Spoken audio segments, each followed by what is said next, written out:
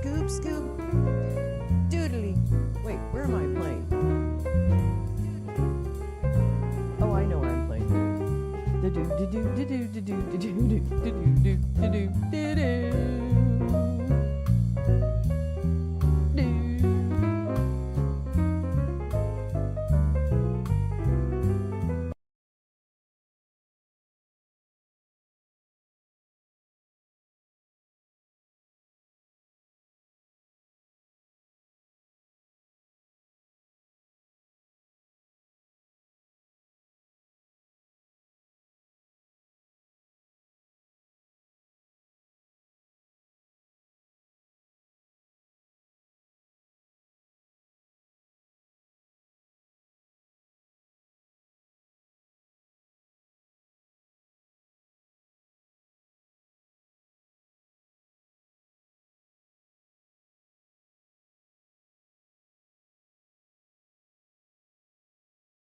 I thought I really had it.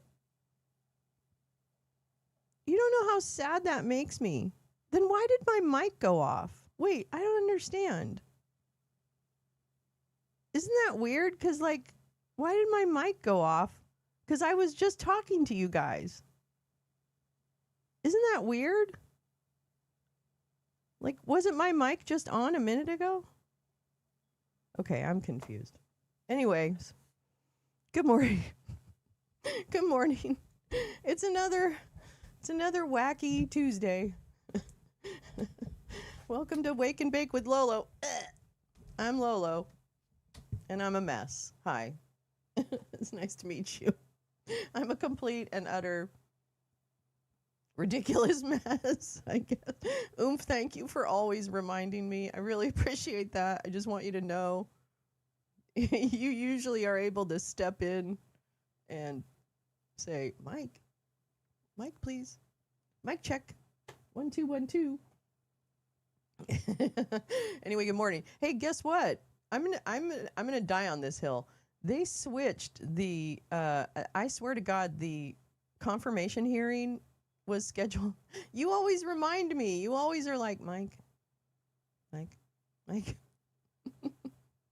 What do you mean what? You're always like, Mike. Anyways, so I was supposed to show you the confirmation hearing for the new director of the NSA. Good morning. Hey, Paulina. San Fran gal is Paulina, everyone. Hi, Paulina. How are you? I'm so glad you were able to make it in. So I was supposed to show you the confirmation hearing. Yikes. Hi, Teresa. The confirmation hearing for Joshua Rudd, who's the proposed director of the National Security Administration. And he used to be one of the uppity ups in the, one of the mucky mucks in the Indo-Pacific. And I'm wondering what his connection, if he has any. I mean, I don't know what his relationship might or might not be. It's a big military. But that's where Charles Flynn was, stationed, I guess, or the head of it. Charles Flynn was in charge of the Pacific Theater. So I'm imagining that Joshua has had some interaction with the Flynns. I don't know that, and it doesn't really necessarily make a difference, although I still don't trust Charles Flynn. I'm sorry. He comes from a really shitty family full of really shitty people. Like, literally, his brother and sister are absolute shit. So how can he not be a total shit? Neil, you're late. Oh, my gosh. I wasn't going to start, but here you are. Anyway, so all to say that I was interested in watching that. But when I looked at it, it was scheduled for this morning. And now it's scheduled for 3 o'clock Eastern time. So noon. So maybe I'll do it twice baked because I really kind of want to hear what this dude has to say. Although he's not going to say, yes, I'm friends with the Flynns and I'm going to fuck this country even more. I don't think he's going to just come out and say it. But I don't know. A girl can dream. That's it. A girl can dream. Oh, gosh. I'm so sorry. One of these days I'm going to... We know what? I know when I'm going to figure out the mic. It's when Bobo comes back. When Bobo comes back, I'll figure out all the sound stuff because she's much better at that than I am. So hopefully, God willing, and the crick don't rise. So good morning, everyone. Welcome to Wake and Bake with Lolo. I'm Lolo. Badger. Badger, badger, badger. I know, so many beautiful people this morning. Kevin. Hi, Kevin. Kevin with the crazy Loki. Loki, his puppy, is going, whoop, mm, mm. And Neil, and easily distracted. I have a ghost in my heart. I feel like when Bobo comes back should be a song. Hi, Carla. You're right. When Bobo comes back, everything will be fixed. She will fix all of my sound equipment. Even though she's not a sound engineer. She's in Hungary. She's working on a TV show that she works on. And they're filming in Hungary. So she's over in Hungary until like the second week of February. So pretty soon, actually. Pretty soon. Not long. So anyway. Well, good morning. My goodness, what a morning. When Bobo comes back, my tech issues will be gone. Please come back and fix your mother's tech. Oh, and I really want to see you again. It's not just that I want you to fix my tech. No. Oh, God, this is a mess. Little rat's nest this morning. Hold on, I gotta fix the mic. Hold on. Big noise.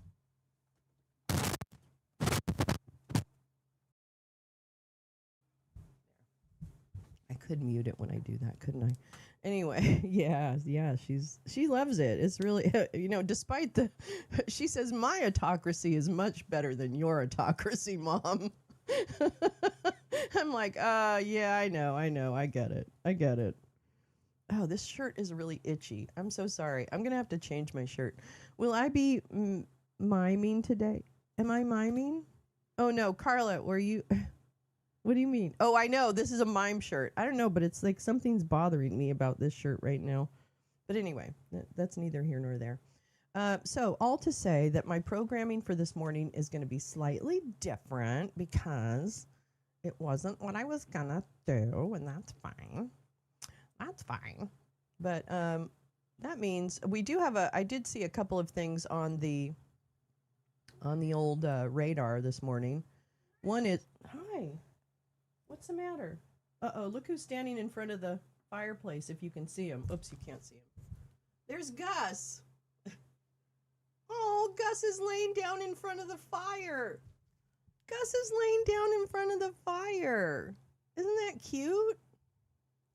That's so cute. He's so cute. He doesn't think it's a real fire. Can you mime someone that isn't itchy in that shirt? I don't know. I'll just change it when I put on a video or something. Anyways, it's fine. There is a dump announcement at 7. I mean, supposedly, although it's not happening yet. And then what else is there? Hold on.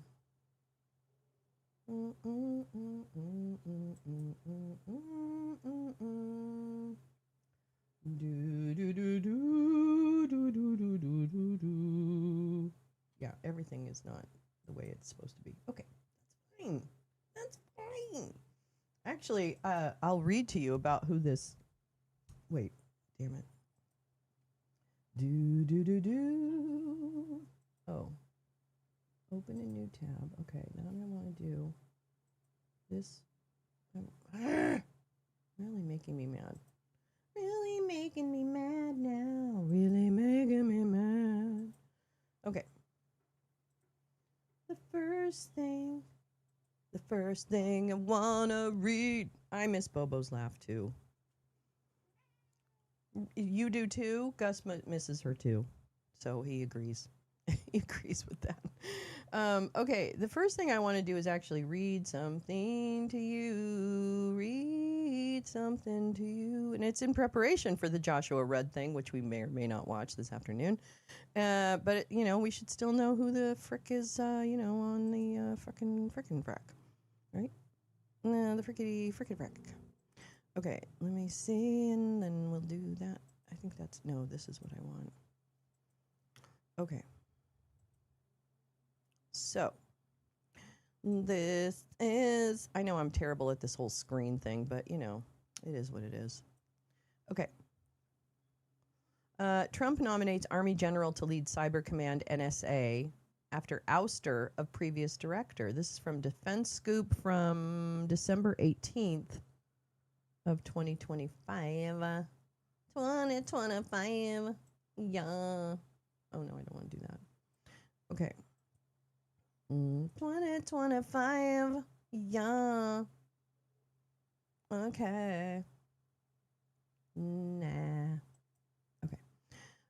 Trump nominates Army General to lead Cyber Command NSA after ouster of previous director. If confirmed, Rudd would take over dual hat leadership for both NSA and Cybercom.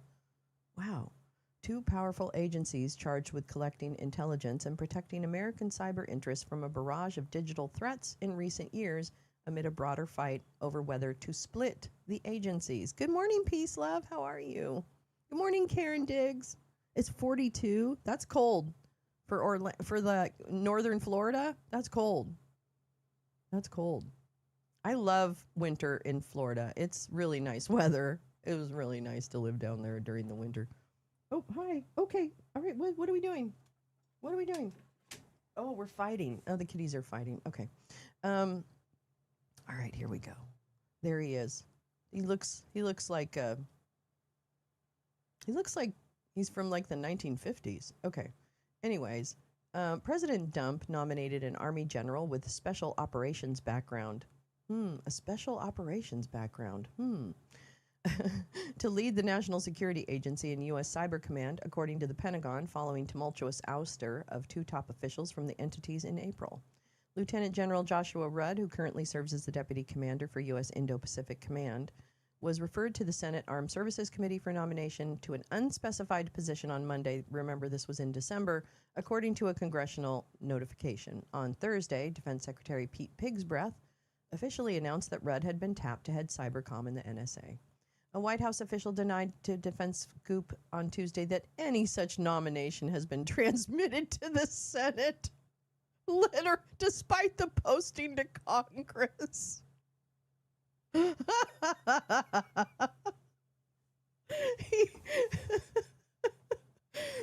White House official denied the report, even though it had already been posted to Congress. Okay. You fucking idiots.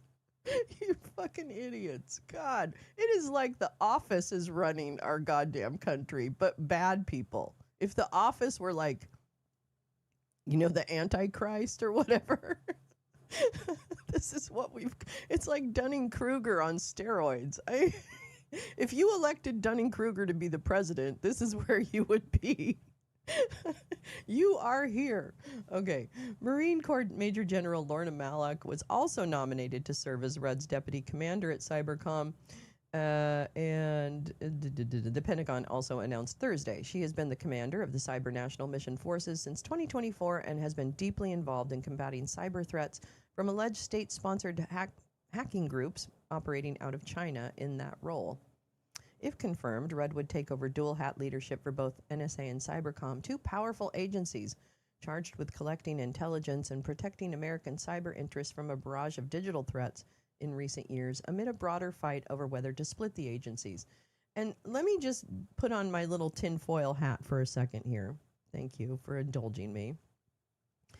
But it seems to me that when you consolidate power over two powerful agencies, to quote the story, when you consolidate power into one or a few people, that usually stinks a little bit of trying to create some kind of collusion and corruption network, like RICO kind of thing. Not really, but, that kind of collusion. where you're consolidating power so you only have so many people to control. You know what I mean? Does that make sense?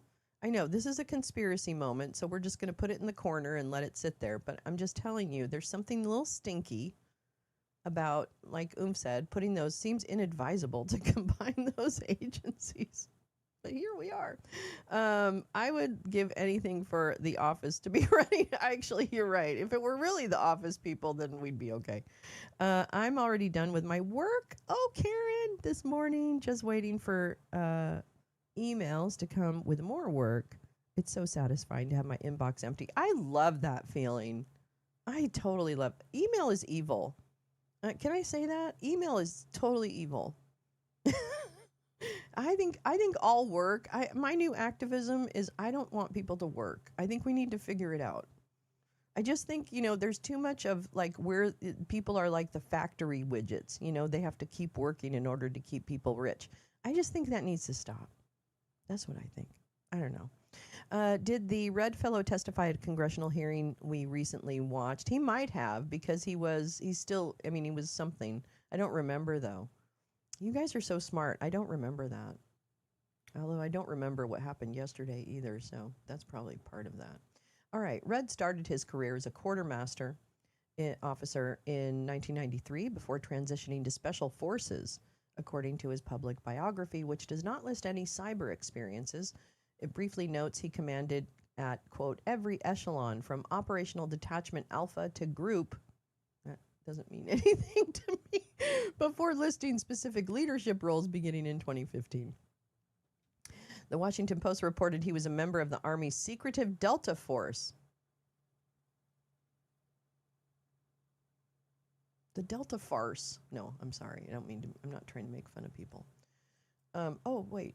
Okay, you could have opened that in a different one. Okay. All right, that's fine. Hold on. We'll do that. I look forward to reviewing Lieutenant General Rudd's nomination and evaluating his qualifications to lead the NSA and U.S. Cyber Command at a moment of unprecedented cyber and national security threats. So let's put the guy that doesn't have any cyber experience in, okay? I don't know. That sounds like a great idea. Said Mark Warner, vice chairman of the Senate Intelligence Committee, told Defense Scoop in a statement on Wednesday. That said, it should never have taken this long to nominate someone to this critical post. At a time when Russia, China, Iran, and criminal actors are constantly probing our defenses, this kind of chaos and vacancy at the top makes America less safe. In 2022, Red that's a very strongly worded letter you sent, Mark. Fuck you. In 2022, Red relinquished command of U.S. Special Operations Command Pacific, or SOCPAC, where he oversaw all special operations missions across the Indo-Pacific. He served as a deputy commander for Indo-PACOM for a little over a year. So what was his relationship with Charles Flynn? In April, the Trump administration fired Red's possible predecessor, Air Force General Timothy Haw, and his NSA, or Hoff, his NSA Deputy Director, Wendy Noble, without explanation after several media outlets reported that a far-right conspiracy theorist convinced the president to oust them over claims of disloyalty. Wait, here we go. In April, they fired for his predecessor. Oh, okay. The administration has left the NSA without a confirmed director or deputy director since April, after abruptly firing the previous leadership without explanation at the apparent direction of conspiracy theorist Laura Looney. Warner said. In an interview with 60 Minutes this fall, Hoff said he was absolutely not disloyal in response to claims alleged by Loomer. I know that in my heart, every day, I want to achieve the things for our nation that would make us more secure and make every American safe, and that continued to my last day of service. This organization, this criminal syndicate that's running this country is so dumb. What's shaking? Hey, Jane. The Trump administration never explained Hoff's firing, who was well respected on Capitol Hill and within the cyber community, and his abrupt ouster caused uncertainty for current and former cybersecurity personnel about the future U.S. cyber efforts, Military.com reported. William Hartman has been serving as the acting director of Cybercom and NSA since Hoff's firing. So that's the guy that's coming up this afternoon, which I'm not sure. I might do a Twice Baked. I'm really kind of interested in hearing what he has to say, so I kind of wouldn't want to miss it. And, oh, okay, Trump is not making an announcement, I guess, because the video is unavailable. It's unavailable. Let's see. Trump's speech on energy and the economy. That's this afternoon. Okay. That's this afternoon. That's okay. Oh, NTSB. Wait, is that real? NTSB holds a probable cause of last year's DCA mid-air collision. That's one. Let me see. Just want to make sure that we're not missing anything exciting. I don't want to miss anything exciting. And my plans were ruined. Oh, here's what I wanted to. This is society. Okay, this is what I want to do. This is it. Yeah. There is a atomic scientist speak on the possible doomsday clock update, and it's Maria Ressa is one of the speakers. So I really want to. We should hear what she has to say. Hold on to my love, yeah. Hold on to my love, yeah. There we go. That's our friend. She said thank you to us. She likes us. Hi, Maria. We love you so much. Wait. Yeah, she interacted with us after we watched her movie. So we're like really special. We're like totally special. Oh, man. I can't with this whole. Okay, I'm not going to do this. I'll fix the screen after. But here, let's go ahead and let me just check in and make sure I'm not missing anything really big. Really big. Okay, so this is the bulletin of the atomic scientist. Atomic scientists speak on possible doomsday clock update. So let me make sure where does it start? Let's start at the beginning. It's a very good place to start. Oh, I don't know what's going on here. Okay, here we go. So, scientists, take it away. So overall, 2025 Wait, hold on. has been a pretty bleak picture in terms of advancing existential risks. I would say the one silver lining is I think people are starting to re-engage every time we've been able to reduce threats, existential threats to humanity. It's because of the public pressure that was created on policymakers, on local elected leaders, on the world in general to say, we do not accept this. The average citizen can do more than just vote. They can actually be informed about the threats that they face and talk with their neighbors, their relatives, their friends in their communities about these risks. And just showing up at a political meeting of a senator or congressman can actually drive policy. If they recognize that there's a political interest in their districts, that drives action. You have to empower the people to say, yes, this is a challenging opportunity, and this is what, by working together, we can do something. And just imagine what would happen if the whole world, all of our citizens, all throughout the world, were actually to take up the issue of turning back the clock. What would happen? I can't imagine a situation in which that enormous group of people would somehow be ineffectual. The doomsday clock is really a metaphor for the amount of danger that we're in. It's pointing to the urgency of the threats all around us. But it's also a call to action. I actually see it as a positive symbol insofar as we have time left to fix the problems that we ourselves have created by working together, by creating the necessary political will and the scientific analysis that will help us save ourselves, for lack of a better term, from ourselves.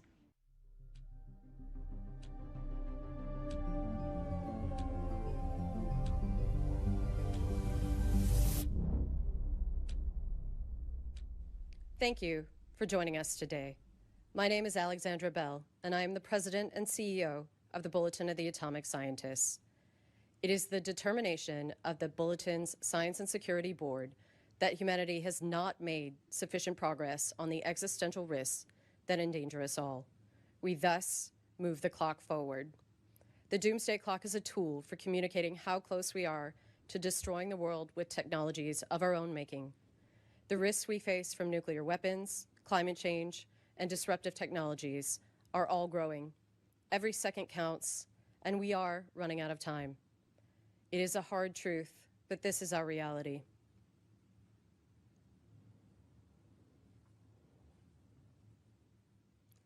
It is now 85 seconds to midnight. This is the closest the world has ever been to midnight.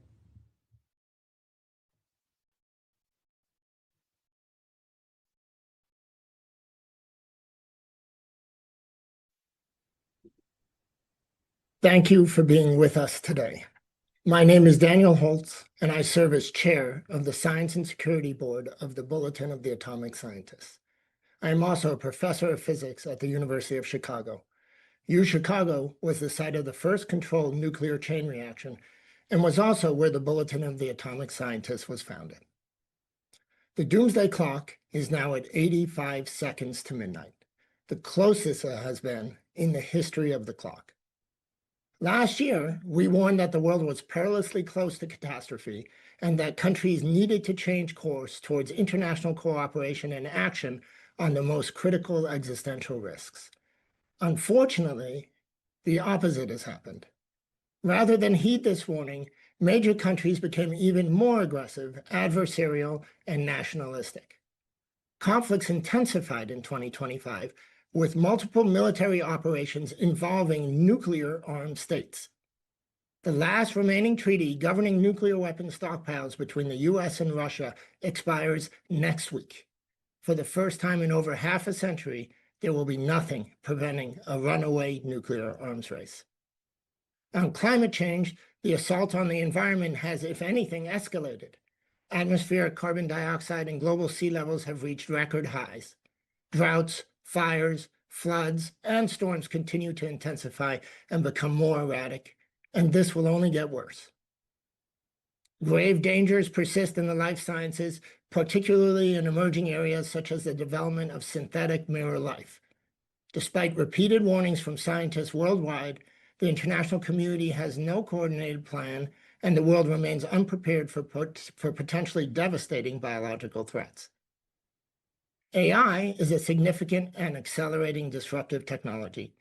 AI is also supercharging mis and disinformation, which makes it even more difficult to address all of the other threats we consider. What's the answer to the problem on the back of the board, Professor? What's the answer? The answer is 7. I got it right. But instead of working towards international standards governing AI safety, we are running headlong into an AI arms race with what could be dire consequences. We're also concerned about the increasing rise of nationalistic autocracies. If the world splinters into an us versus them, zero-sum approach, it increases the likelihood that we all lose. These autocratic trends impede international cooperation, reduce accountability, and serve as a threat multiplier, making it even less likely that the world will address the existential threats at its doorstep. We note with alarm the recent tragedies in Minnesota and the erosion of the constitutional rights of American citizens. History has shown that when governments become unaccountable to their own citizens, conflict and misery follow. This global trend makes the world more dangerous for everyone. For all of these reasons, we move the clock forward. Our leaders need to do better. We need to do better. For more information on why the clock is at 85 seconds, please read our statement at thebulletin.org. Today, I am joined by Bulletin President and CEO Alexandra Bell and 4 colleagues from the Science and Security Board. National Security and Disruptive Technologies expert Steve Fetter, climate scientist Inez Fung, bio-expert Asha George, and nuclear expert John Wolfstall. We are also honored to be joined by Maria Ressa, one of the world's most renowned and fearless journalists. Maria is the co-founder and CEO of Rappler and a professor at Columbia University. She was awarded the 2021 Nobel Peace Prize, cited for her efforts to safeguard freedom of expression, which is a precondition for democracy and lasting peace. I can think of no better person to speak to this moment in history. Maria will make some remarks, and then we will follow with a press conference. Maria, the floor is yours. Thanks, Daniel. Okay, 85 seconds to midnight. That is the closest we have ever been, and I'm going to say to the end of the world. You've just heard the threats we face: nuclear arsenals growing, climate records shattering, biological risks multiplying, artificial intelligence racing ahead of our ability to govern it. These are new triggers on top of the old problems which have been there, which the Sustainable Development Goals tried to address. All of that, of course, now is a dream, and it's gotten much worse. But I want to talk about something that makes all these threats even harder to address. The crisis beneath all the crisis, which you just saw, which I pointed out at the opening of the 80th UN General Assembly. We are living through an information Armageddon. That's brought about by the technology that rules our lives, from social media to generative AI. None of that tech is anchored in facts. Your chatbot is nothing but a probabilistic machine. Even as the tech moves from the attention economy to now targeting intimacy, human beings, we have been commodified by a predatory and extractive industry. Here are the three sentences I've said over and over since 2016. Without facts, you can't have truth. Without truth, you can't have trust. Without these three, we have no shared reality. We can't have journalism. We can't have democracy. The radical collaboration this moment demands becomes impossible. Think of shared facts as the operating system of collective action. Democracy runs on it. Diplomacy runs on it. Science runs on it. You corrupt that operating system, and every application fails. Climate negotiations fail. Arms control fails. Pandemic response fails. Not because we lack solutions, but because we can no longer agree on the problems. And the operating system has been corrupted deliberately, systematically, for profit. The platforms that mediate our information were built on an extractive and predatory model. They turned our attention into a commodity and our outrage into their business model. At the Nobel lecture, I called it toxic sludge. This brings out the worst of humanity. They don't connect us, they divide us. And in that division, they've enabled the collapse of cooperation and the rise of illiberal leaders who exploit chaos. As of last year, VDEM pointed out that 72% of the world is now under authoritarian rule. In my country, the Philippines, we lived through this. Disinformation enabled a brutal drug war. It attacked journalists. When I was first arrested in 2019, our top newspaper's headline adapted the Martin Niemöller quote, right? The headline was, "First, they came for the journalists. We don't know what happened next." Well, today, I've won 10 of the 11 criminal charges, the cases filed against me. I joke that the Philippines has now moved from hell to purgatory, and many of you in the West are now moving to hell. Because what happened in my country didn't stay there. That playbook has spread across the world. Last week in Davos, Canada's Prime Minister Mark Carney said this best: "We are in the middle of a rupture, not a transition. The old order is not coming back, and that rupture was accelerated by the destruction of our public information ecosystem. We can't solve problems we can't agree exist.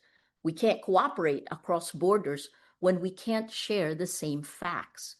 Now add generative AI, the chatbots that threaten to accelerate this chaos exponentially, floods of synthetic disinformation at near zero cost, AI slop victimizing millions in scams, supercharging the dysfunction in our information ecosystem. Oh yes, and killing our environment because of the resources it needs to run. But we're witnessing something more dangerous: the fusion of state power with the tech oligarchy. The men who control the platforms that shape what billions believe have merged with the men who control governments and militaries. Might makes right is the new operating principle, and they have the tools to manufacture consent or to simply drown out dissent. Just last week, the NERV released research on how controlling the information ecosystem cements power. The title is Narrative Warfare and the Breakdown of Reality. It showed how in less than a year, what started as a meme became state policy and then kinetic reality in Venezuela. It shows a three-stage funnel. Narrative warfare fragments the shared reality, enabling the dismantling of institutions, clearing the path for corruption and kleptocracy. What happened in Venezuela? Greenland threatened, Minneapolis militarized, wars multiplying, not ending. This is what becomes possible when the battle for information integrity is lost. And while this happens, the clock keeps ticking. Nuclear arsenals grow while arms control collapses. Climate records shatter while the US wages war on renewable energy. The very cooperation we need to survive on AI, on pandemics, on the planet becomes impossible. 85 seconds to midnight. It is ticking, but it can be turned back. Can't leave you depressed. Now is the time to act, right? We need technology platforms redesigned around human rights, not engagement metrics. We need journalism funded as critical infrastructure. We need AI governance that prioritizes safety over speed. And we need middle power, civil society, and citizens acting together because, as Canada pointed out, if we're not at the table, we're on the menu. Information integrity is the mother of all battles because you can't run democracy on a corrupted operating system. You can't turn back the doomsday clock when half the world doesn't believe these problems even exist. But each of you watching, what can you do? You can do a lot because narrative warfare targets the cellular level of a democracy. That's each of us, the citizens. We think three buckets: technology, journalism, and community. We need to demand better from these extractive and predatory tech companies and join public interest tech like our Matrix Protocol chat app. It's open source, federated, end-to-end encrypted. Support independent journalism and build communities of action. At the worst of times, we in Rappler turned to our communities. Our citizens demanded better. And today, the reporting of journalists in the Philippines, working with civil society, has helped put our former president, the guy who tried to put me in jail, Rodrigo Duterte, he's now in jail at The Hague, facing charges of crimes against humanity. It took a whole of society approach. Extractive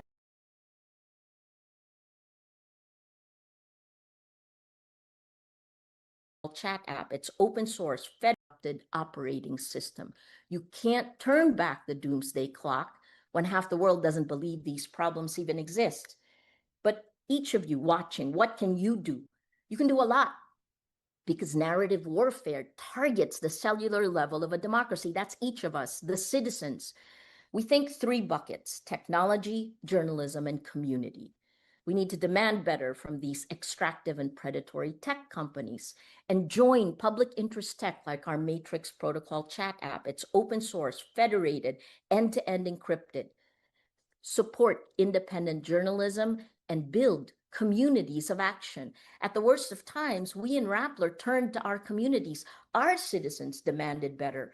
And today, the reporting of journalists in the Philippines, working with civil society, has helped put our former president, the guy who tried to put me in jail, Rodrigo Duterte, he's now in jail at The Hague, facing charges of crimes against humanity. It took a whole of society approach. The destruction has happened. We're standing on the rubble of the world that was. Now it's time to create, to build the world we want that is more compassionate, more equal, more sustainable. 85 seconds to midnight. You know, the question now is not whether we can, the question is whether you will. What are you willing to sacrifice for the truth? Because the time to act is now. Thank you.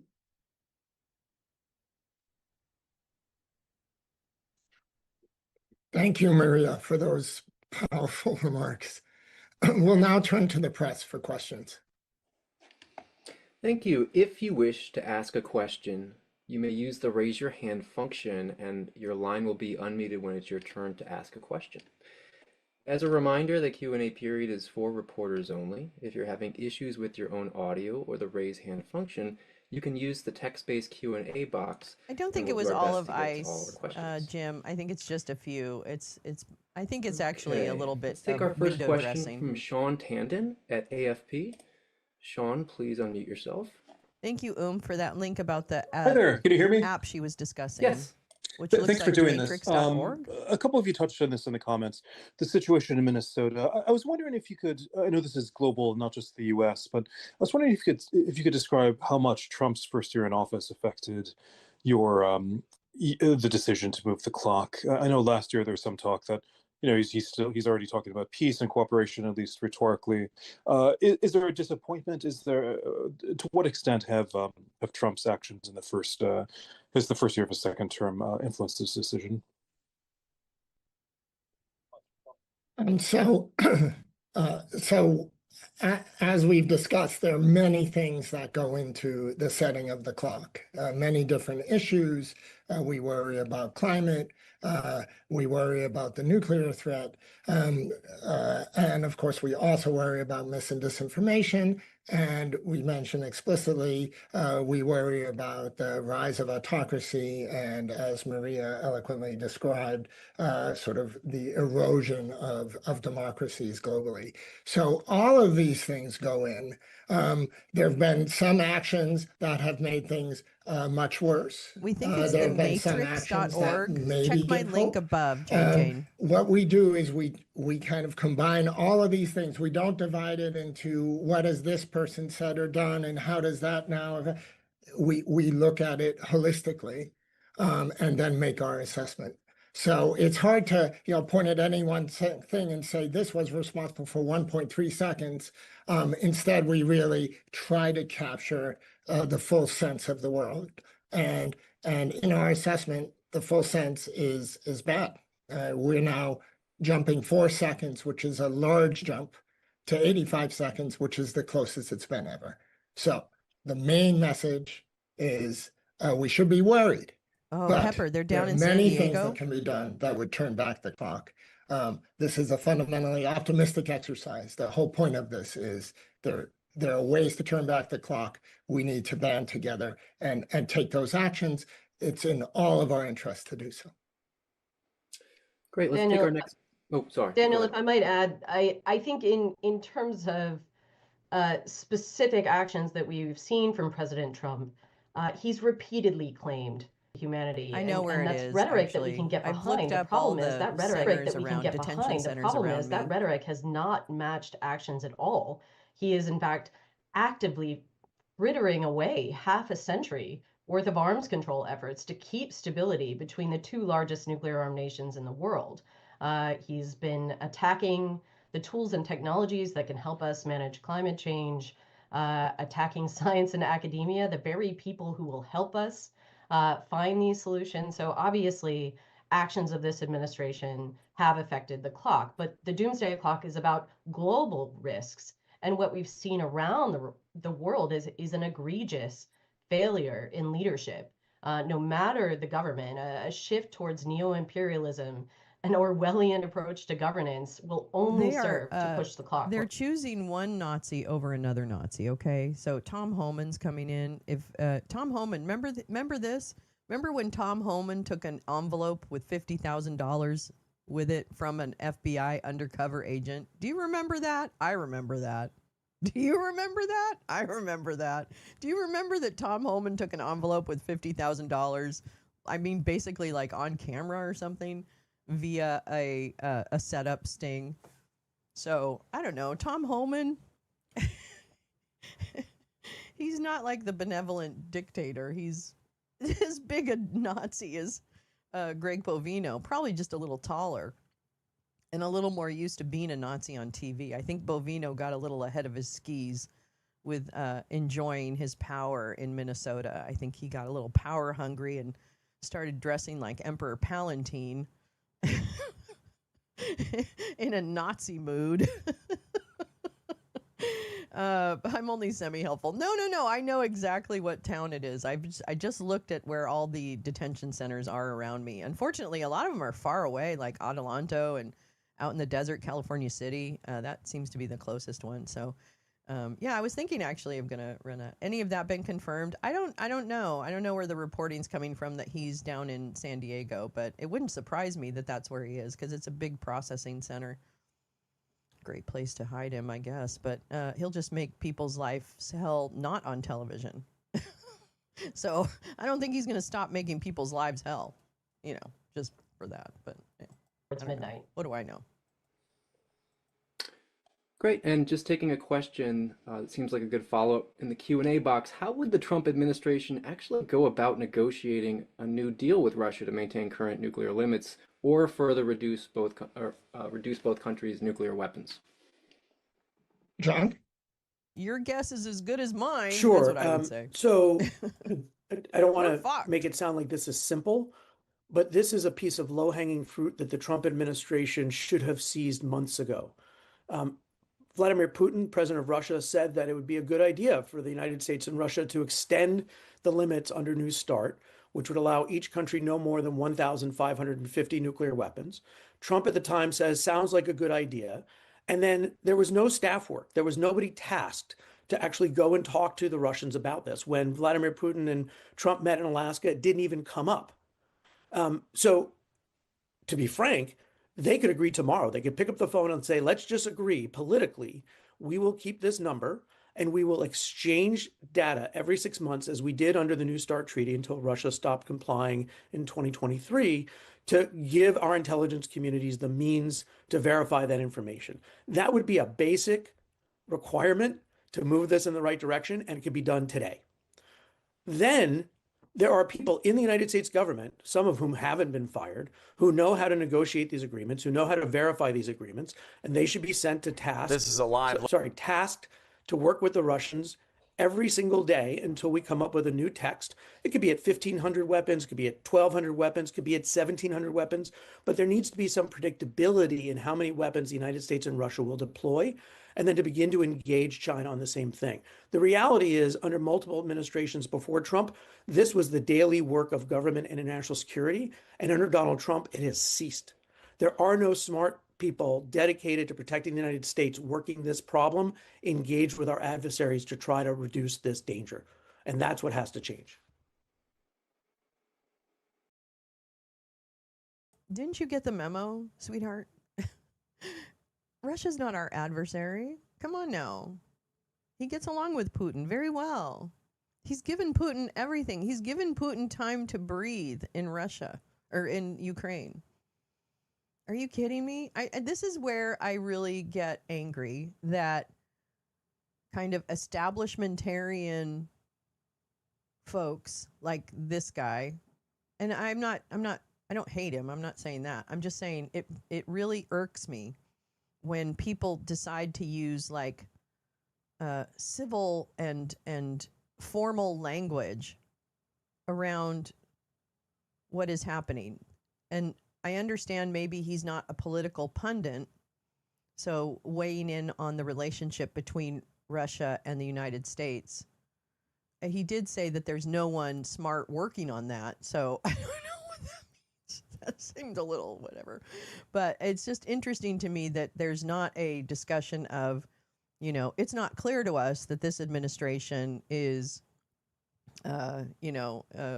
interested in pursuing a nuclear treaty given and the context of what the relationship is. Hi, Clark.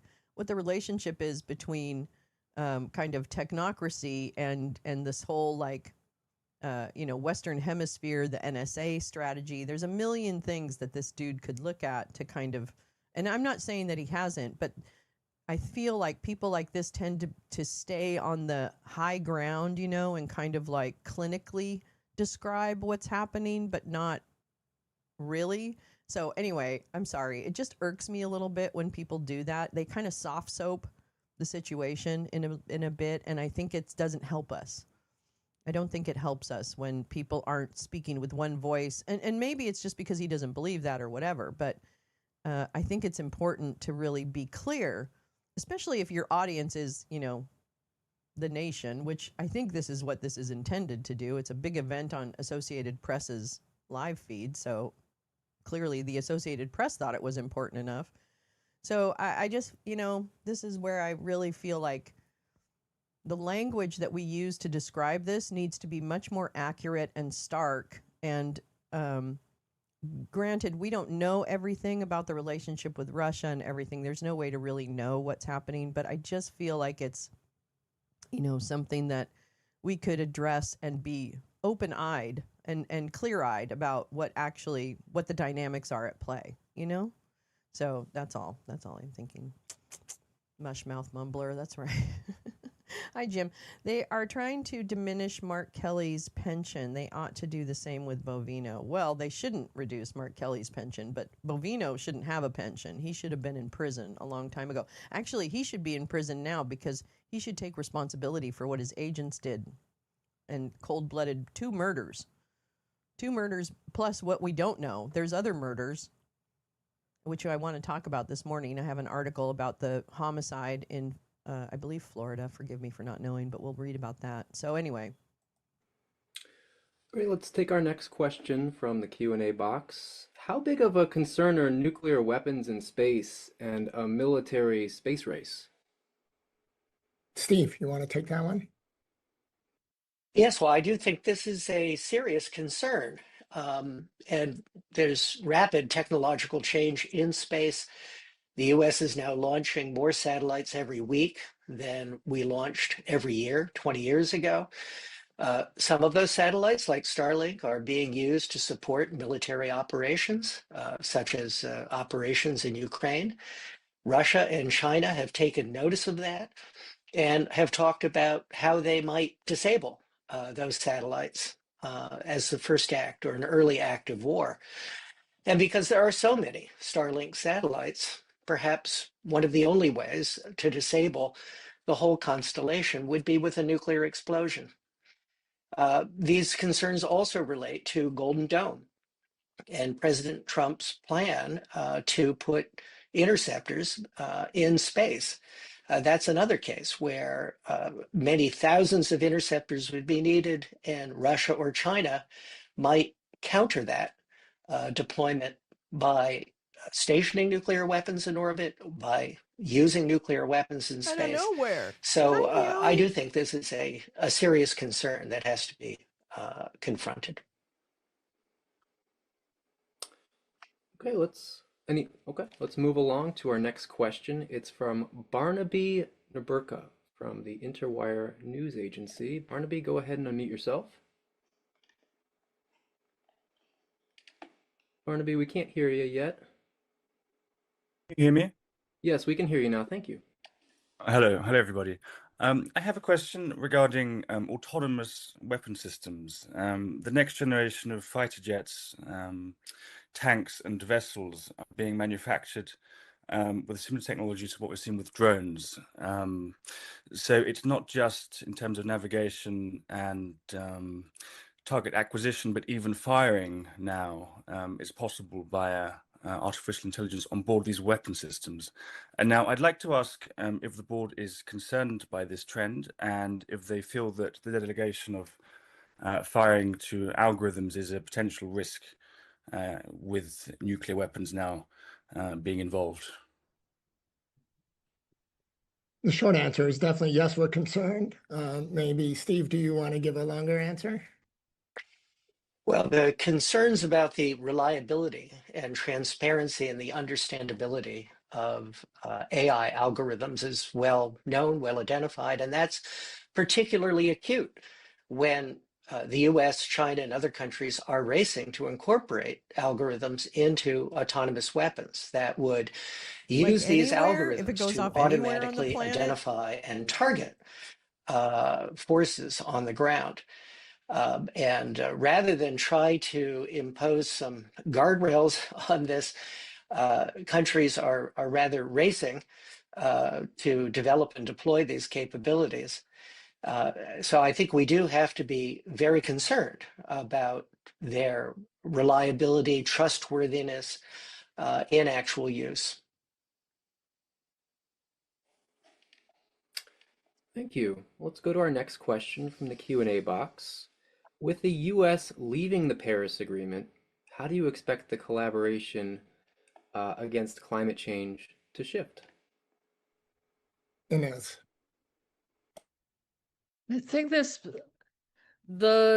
I agree it's the last three COPs, Conference of Parties, have not focused on emissions. They focused on adaptation and justice, which are all very important. Here the private sector has been working independent of the government. Green technologies are mature and economical, and there's a lot of work in the private sector to transition. And it is much easier to use, for example, to plug in a car than to wait in line for the gas station. So there's lots of things that are happening which will drive the government into action. And I hope that the grassroots or the private sector and the governments can work together to see that it is a win-win for all if we go in the renewable energy and not rely on fossil fuels. Thank you. Moving along, another Q&A box question. In terms of biological threats, what are the top factors that affected your assessment, and are we prepared for another pandemic? Oh, sure. Yes. In terms of the top factors, I would say we were looking at the offensive biological weapons programs that are currently possessed by Russia and North Korea, and the suspicion that other countries have those as well, number one. We were looking at the rate of increase in numbers of high-level laboratories all throughout the world, working with very dangerous pathogens and not necessarily putting in all the safety and security requirements that would be needed to do that. Thirdly, we were looking at the continued movement of diseases throughout the world, creating pandemics. It's been quite some time now where we've just been dealing with anywhere from 7 to 10 pandemics at once throughout the world. And then fourthly, as Daniel said earlier, we are looking at increased emphasis on high-level biology to synthesize organisms, to modify organisms, and to create what is now known as mirror life, which has DNA that goes the opposite direction and would be very toxic to all life here on the planet and could destroy it all. We we made that assessment. So should I cancel my dentist appointment for next week? No. Yep. What is Taking all those things into consideration and move forward with our determination of what the risk would be. And if I could also just add, there is the concern that artificial intelligence could be used to design novel pathogens. All right, going to our next question. It comes from Julie. Steve, what now? What'd you say, Steve? What'd you say, Steve? What now? Thanks, Steve. Thanks for that chipper update. Yeah, he's a little too chipper about how, oh, really? Oh, I think my hair looks terrible, but that's nice. Yeah, he's a ray of light. And he just says it like it's, oh, I went to Starbucks today and got a coffee. Hi, Glue Stick. Are we dead tomorrow? Maybe. You might want to cancel those appointments for next week. Can we get him on a space? I would love to. I'll reach out to him. Fuck yeah. I'll reach out to Steve. Julia Levy What the fuck? at Yeah. Northwestern University Medill Climate Change News. Julia, Maybe. go ahead and unmute yourself. Maybe. Hi, can you hear me? Yes.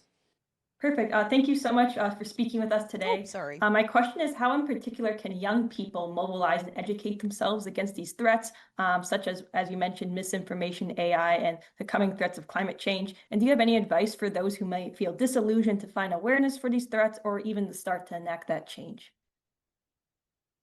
Maria, do you want to start on that? Yeah. Look, I keep saying in the Philippines, it was the young people that led it, right? The first step is really make sure you have facts. And so, how do you have a shared reality? You start with yourself and your family and friends, the shared reality you build. Then you bring your community together. We say we build communities of action. The third phase may be to begin working on your leaders. If you're here in America, for sure, you should be doing that. And what does civic engagement look like in today's day and age? I also would shift away from the word misinformation. I think that's something that tech lobby has done a lot to. The problem is disinformation when someone is trying to change the facts. I guess the last part is that the idealism. That's incredibly important at this point in time because this is a moment to create. And I think that's also incredibly empowering for young people. I want to echo that last point that Maria made, which is, this is a very complicated range of threats. But what that means is that there are many different ways to have impact. And the question of how you engage with these threats on a personal level, that's a deeply personal question. And it depends on your skills and your interests. And if you're an artist, you can make art that is related to this, or scientists can work on the threats and find ways to mitigate, or whatever it is you do, try to bring this on board. These threats impact us all, and find ways carrying that forward and turning that into action is exactly what we need. And it's sort of this next generation, especially, it's their creativity and their passion that's going to help address these threats and carry us through our future. Great. Let's take another question from the Q&A box. Given the current dangerous Yes, we are directions fighting we're a on, big boss. where That's can actually we a see great that's a great way to put it, Meowing Star. We're in the big boss fight now, right? I think, and a lot of people have been, a lot of smarter people have been saying things like, the way this country has been governed, etc., will not come back. And actually, I'm going to say something that might be spicy. I don't think it should come back. I think that this is an opportunity. And I know that I've heard activists talk about this, that this will be the moment when revolution will actually happen and there'll be a sea change in the way this country looks at its leaders. Like, I hope and believe that we will hold our democratic leaders as accountable as we're trying to hold this regime. You know what I mean? Because I think we've done that in the past. I'm not saying that we haven't spoken up when even democratic leaders go against what we believe, that collective humanity, can believe, or working for the interests of the corporation instead of the people, right? That still is something that Democrats are doing, right? They're receiving support from corporations and PACs and other things, and they're not as much listening to the people. And some are better than others, right? But I really think that it is imperative that we change systemic. Like, this is a chance in history to create the more perfect union. I'm not confident that will happen. I think the more perfect union in this country is the aspirational goal. I don't think we ever get to the perfect union because so many people have different perspectives on what the perfect union can mean for their lives. And if one of us doesn't enjoy the full complement of rights in this country, then no one will. Right? That's where Black Lives Matter comes from. That if Black lives don't matter, then no one's lives matter. You see? And that makes a lot of sense when you think of it in that way. And I know Chuds don't, because they think that somehow people are trying to say that Black lives matter more. That's actually not part of the saying. It's just saying that Black lives matter. Because if Black lives don't matter, then no one's life matters. And that is something I can really get behind. Same with trans people, like other groups that we're somehow trying to out and push away. And I'm hoping that this country stands up and says, no, we want an inclusive country. And if you don't like trans people or whatever your little particular issue is, then you can have that opinion, but you can't act on it. And it's not going to be supported with policy. So the message to you is going to be, it is not okay to feel that way. And you do need to come to Jesus on how you perceive other humans in this world and their worth.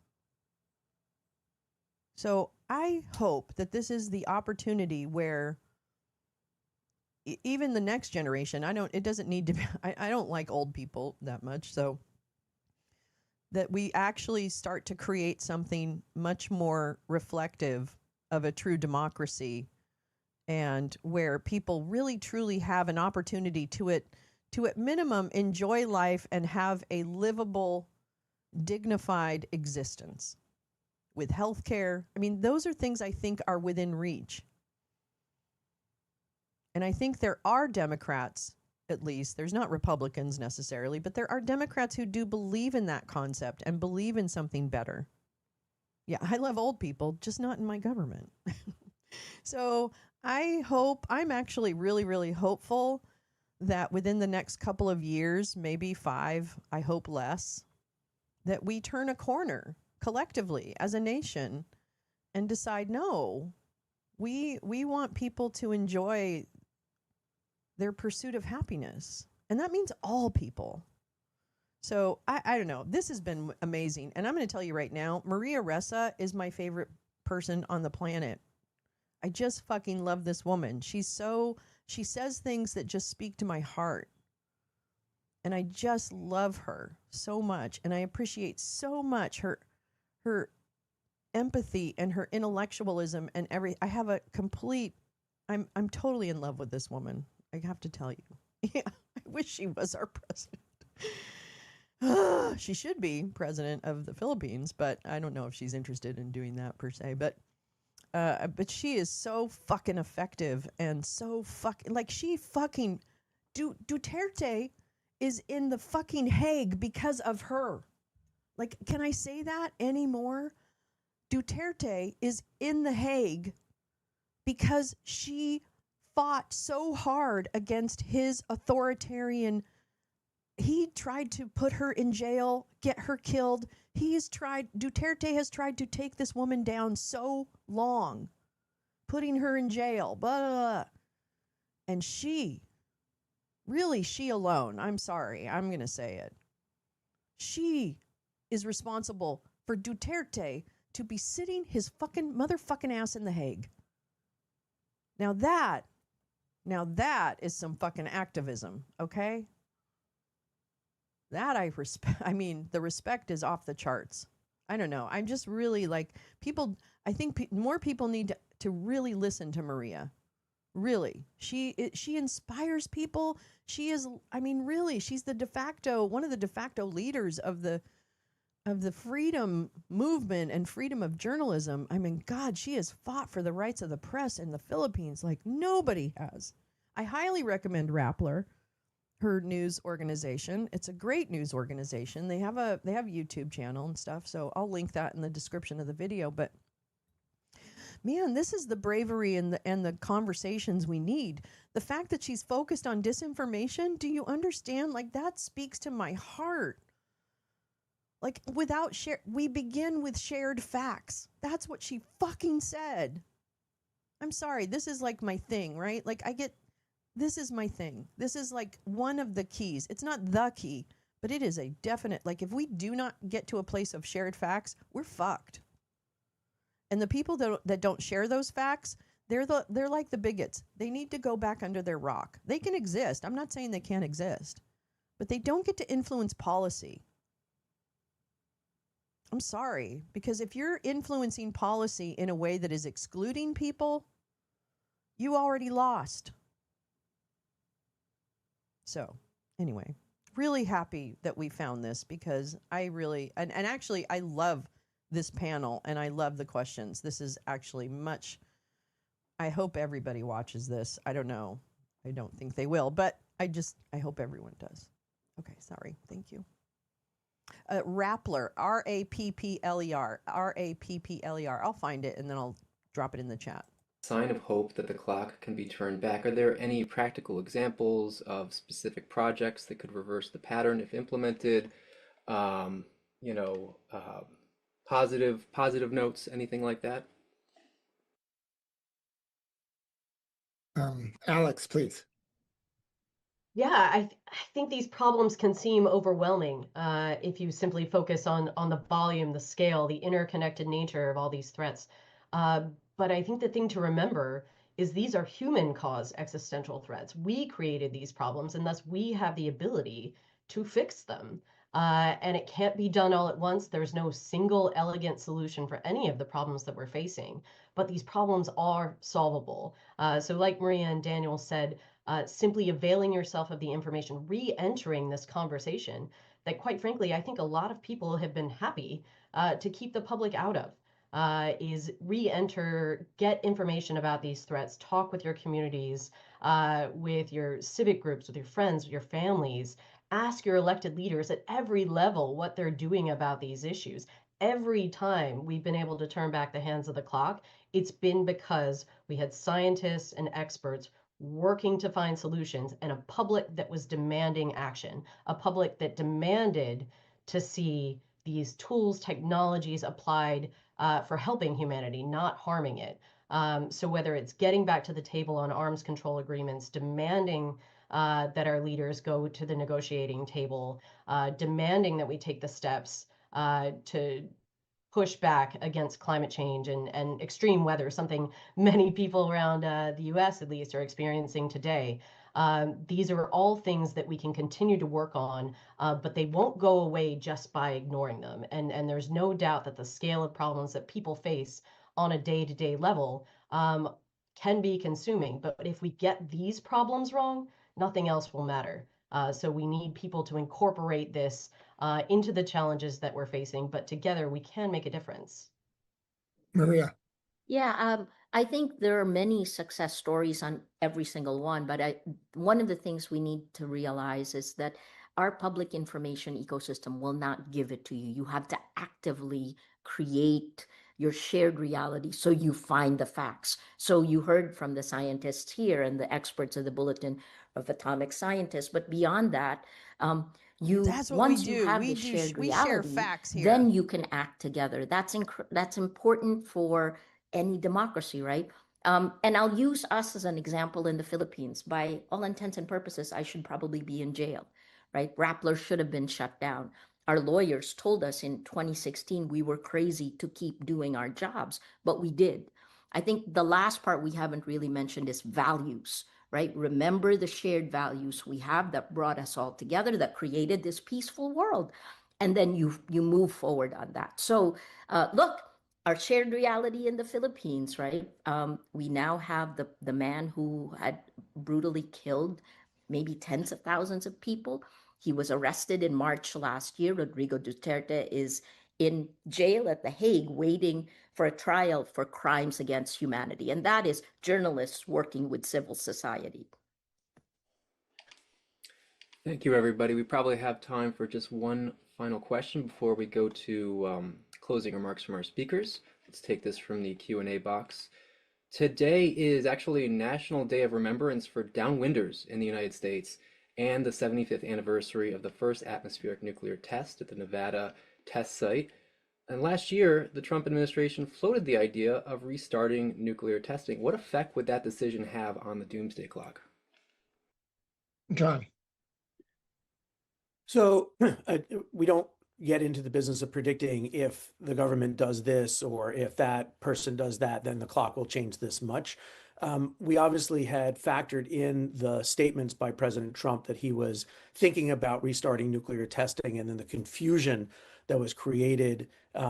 There's no doubt from my point of view as an expert that any country restarting nuclear tests would be incredibly damaging, both to the planet. We stopped testing nuclear weapons because it produces highly radioactive contaminated material, but also because it would be a serious negative impact on global stability and security. If the United States were to resume nuclear testing, Russia and China would rapidly follow suit. They would be able to make much more progress in modernizing their nuclear weapons than the United States ever could, because our weapons and our testing program actually was much more advanced when we shut it down in 1991. And so from a US point of view, it would be a loss in security, but it would also normalize nuclear weapons, nuclear testing, and nuclear threats even more than they have been. And that can only be a step in a negative direction. There is no world that is better off when major countries are exploding nuclear weapons and hinting that these things are I usable think The and that Hague we're has prepared a to use them. holding. That's I'm sure it just has some kind of way to the hold basic people. requirement. You don't need to be a member of the Science and Yes, Security Board to recognize that as a negative development. Okay. That's all the time we have for questions, and we're going to go next to closing remarks from our speakers. So thank you all for your questions. I'd like to give my colleagues a chance for brief closing statements. Alex, why don't you go first? Thanks, Daniel. First, thanks so much to the people around the world that read and support the Bulletin. I'm glad so many people are watching today, and I hope your interest will extend to reading the Bulletin. And for 80 years, we've been connecting the world's leading experts on existential risk directly to the public and to policymakers, including by outlining our relative level of risk via the doomsday clock. But it's important to remember that the clock does not predict the future. It illuminates our current reality. The clock has turned back before, and it can again. People around the world, as I said, must demand their leaders combat the risks that threaten us all, or perhaps find leaders that will. For hope and inspiration, look to the brave civil servants, service members, journalists, experts, advocates, artists, citizens that continue to fight every day for a better future. We and they know our current trajectory is unsustainable. While these challenges can seem overwhelming, everyone watching today, everyone around the world has agency. No one can do everything, but everyone can do something. With 85 seconds left to midnight, we have to come together and we have to push for change. Thank you. Thanks, Alex. Steve? The pace of technological change is accelerating in artificial intelligence, autonomous weapons, biotechnology, and in space. Companies and countries are engaged in a headlong race for dominance.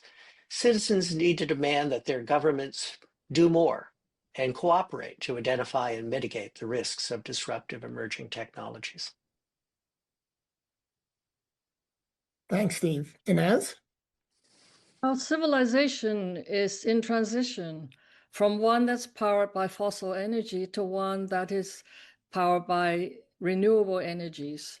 Much of the technologies for renewables are mature and affordable.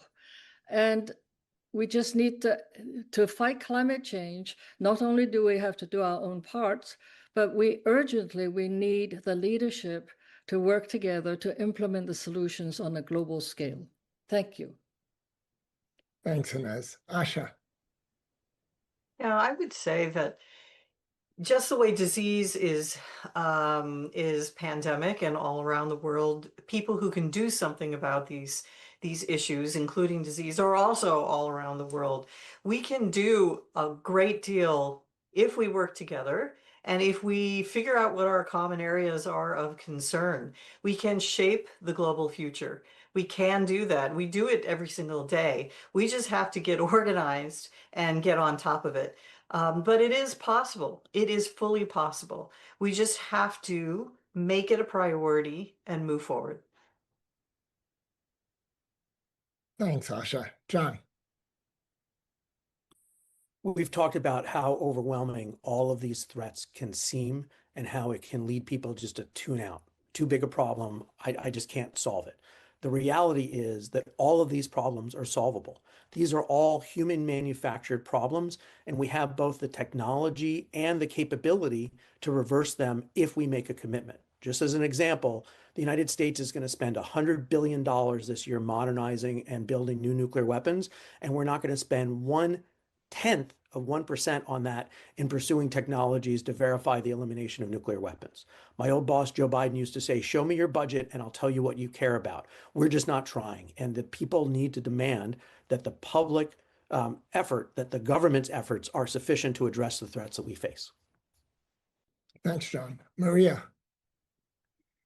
Information integrity, knowing the difference between fact and fiction, that is the mother of all battles. Shared facts are the operating system of collective action, and that system has been corrupted. The threats you heard today, nuclear, climate, biological, technological, none of this can be solved by nations running on separate, incompatible realities. So we fix the operating system and we restore the possibility of cooperation. That is where hope lives. That's where my hope lives. That's where we must fight. Thanks, Maria. The doomsday clock is now the closest it has ever been to midnight. That is the bad news. The good news is that we are fully capable of turning back the clock. The clock has moved away from midnight in the past, and it could and must do so again in the future. The tools needed to reduce these existential threats exist. What we lack is international cooperation, political courage, and a global citizen call to action. Every person everywhere has a stake in addressing these threats. To those of you around the world viewing today, let's use the coming year to turn back the hands of the doomsday clock. On behalf of the Bulletin of the Atomic Scientists, I thank you all for your time and your attention. We are adjourned. Well, that was cheery. Well, that's cheery. Oh my gosh, that was fantastic. I'm so glad we found that. I am so happy we found that. That was fantastic. Oh my gosh. So there's a lot of links. I'll make sure all these links are in the description of the video. But boy, that was, we're doomed maybe. Well, it's always that, right? I mean, it's a call to action. And it is such a stark conversation about the lack of political will and desire to actually, I mean, the shared facts. I'm sorry, but she's right. If you don't have shared facts, look at how fucking difficult it is to accomplish anything with policy. And it's like, it tears at my heart when I think of all of the legislation that has gone on to push us farther away from these type of ideals, right?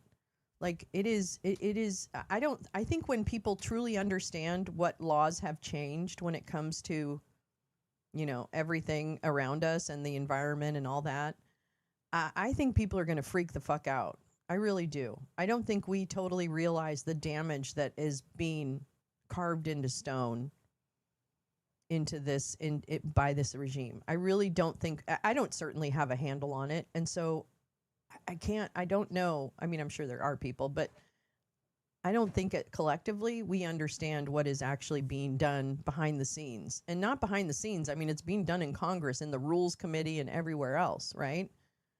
But those are boring. They're hard to watch. They go on for 6 and 7 hours.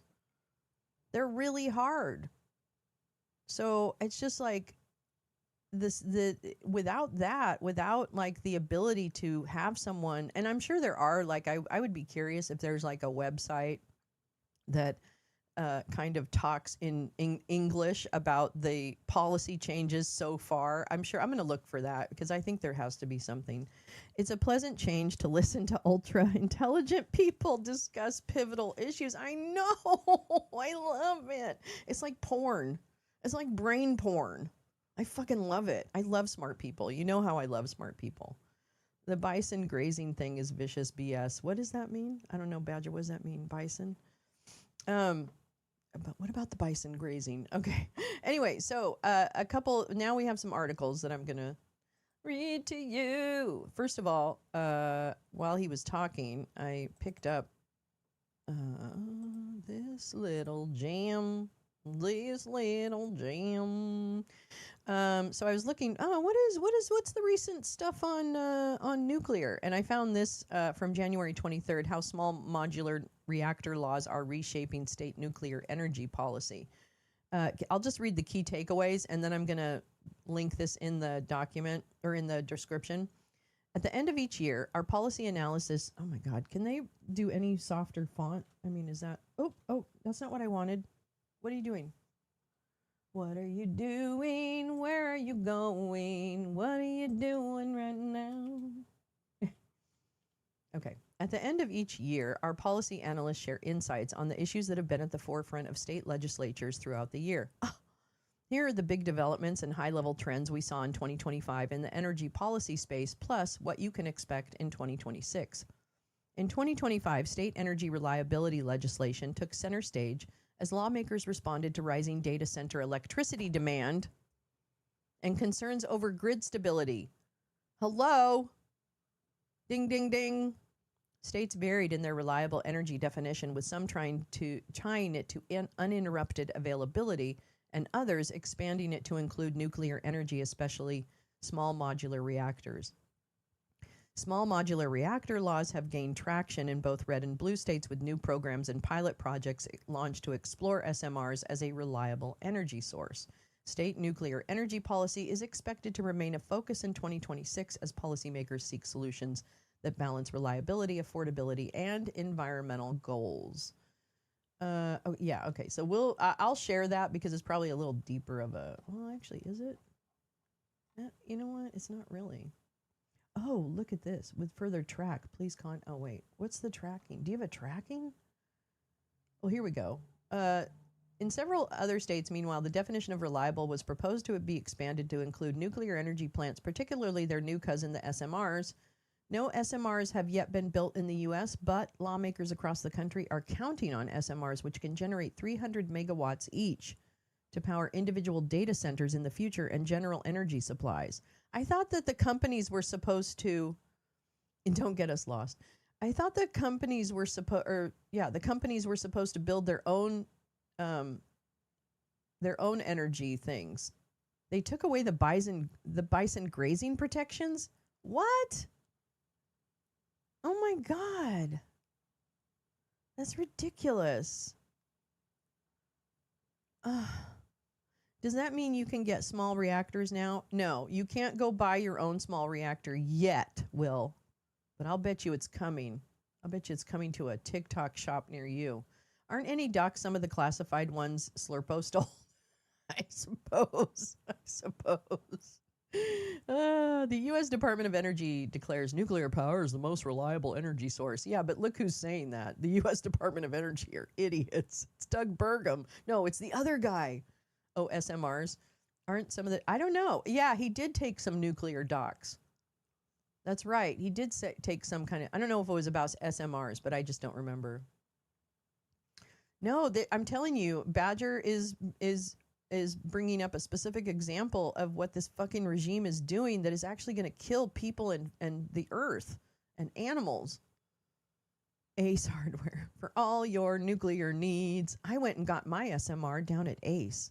They have a 2 for sale. You get a lead suit with every modular reactor. Hi, Johnny. How are you doing? Yeah, it's a perfect. It's the you get your own lead suit with every nuclear reactor purchase. We have to make that commercial. Wait, I'm going to make that commercial. I have to. Come on down to Johnny's SMRs. SMRs are more affordable on Temu. Come on down to Johnny's and get your SMR today. Now we give you a free lead suit. Oh yeah, you know a tiny bit about SMRs. It is perfect for the radio station. Yes. Oh my God, you guys, I have 17 hours. No, wait. I have a lot of hours of, it's like 17 hours of programmed on the radio station right now. You can go and listen to replays of shows and music at Radio Lolo. That's right. I already have a lead suit. Can I get 5% off? I got mine at Lowe's and it started leaking right away. Well, that's why you needed the lead suit. You should have got yours at Ace, okay? Lowe's, their SMRs suck. All right. So anyway, that's that, and I'll link that because it's, a lot. Let's see where I go from here. There was a Merkelly. Yeah, okay. This is what I want. This is what I want. Yeah. I have holes in my suit. Yeah, exactly. Johnny, you want to be careful. You want to make sure your suit's all like, it's Fallout. Exactly. We're going to enter the Fallout game. Uh-oh, here we go. Here we go. Here we go. Oops.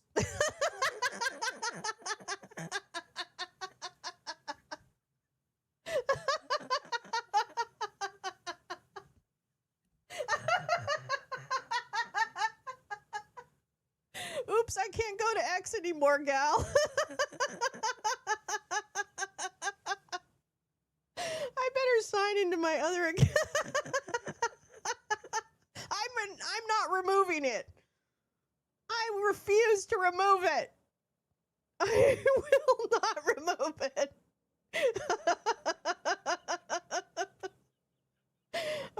I gotta sign into my other account at least, so and I know I could go to X cancel, but I can't do it with other links and everything. Anyway, don't comply. I'm not going to. Okay, Substack. Here we go. That's fucking hilarious. Oh, is this what I was gonna read? Oh no, it's not. Oh my God. Here. Oh my God. There's a tweet for everything. There's a tweet for everything. I will not comply. That's right. I think it's a sign from God. I don't know. That's what I think. All right, here we go. This is what Gal was trying to show me. It's from August 2022. This is how smart my friends are. Mike Flynn's plan to give nukes to Russia and the Bonesaw regime. Beginning in 2015, Flynn and his foreign allies wanted to control nuclear technology in the Middle East. Hey, Gal, I have a question for you. We were going to watch the confirmation hearing of Joshua Rudd for the NSA Cybercom director. It's not till this afternoon, but did Joshua Rudd, he must have worked, he worked under Mike Flynn, or Charles Flynn, I mean, in the Indo-Pacific, right? Do we know anything about Joshua Rudd? Is he like dirty? Is he Flynn at all? Is he Flynned at all? We're all smart in our little way. Absolutely. Here we go. So this is, Trump talks on the phone with King Salman of Saudi Arabia with Jared Kushner and Mike Flynn nearby on January 29, 2017, before his ass got fired. You fucking traitor. Can't wait to see you in The Hague. According to the DOJ and FBI, Donald Trump was storing top secret SCI documents in his Florida beach house, and apparently nuclear documents were part of it. Well, ask and you shall receive. As my research partner, Gal Suburban, that's right, I know her. The second to last executive order signed by Trump the day before the insurrection was this. This is Gal's old X account. Trump signed this executive order on the 5th of January. He clearly didn't write it. I broke out the language, and then I'll explain why I think Trump and his friends would benefit from U.S. government nuclear secrets. Holy shitballs. EO 13972, promoting small modular reactors for national defense and space exploration. Oh, God bless.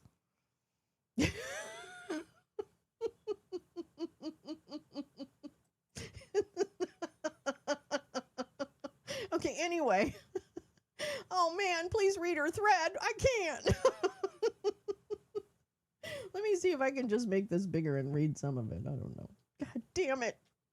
I gotta figure it out. I'll figure it out, Gal. I'll get... Okay. This is the Executive Order 13972, I guess. January 17th, 2021. By authority vested, blah, blah, blah.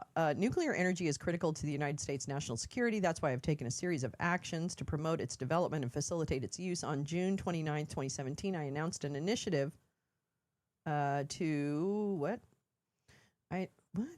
Oh, January 12th. This is before the 20th. Okay. On June 29, 2017, I announced an initiative to revive and expand the nuclear energy sector and directed a complete review of the United States nuclear energy policy to help find new ways to revitalize.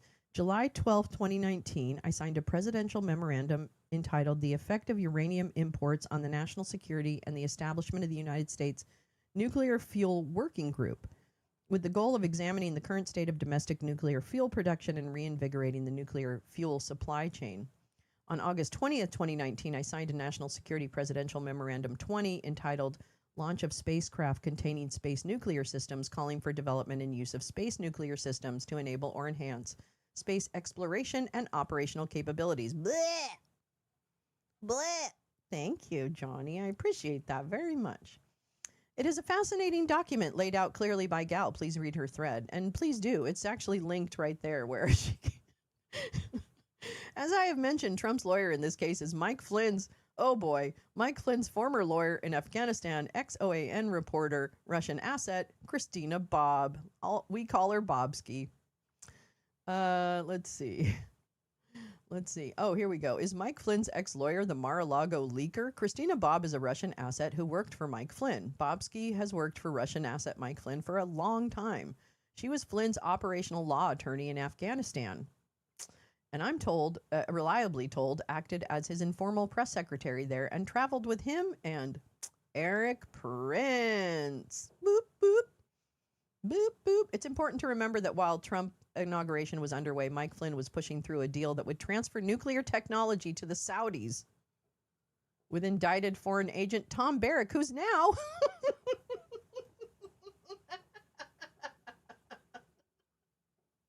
who's now the ambassador to Syria.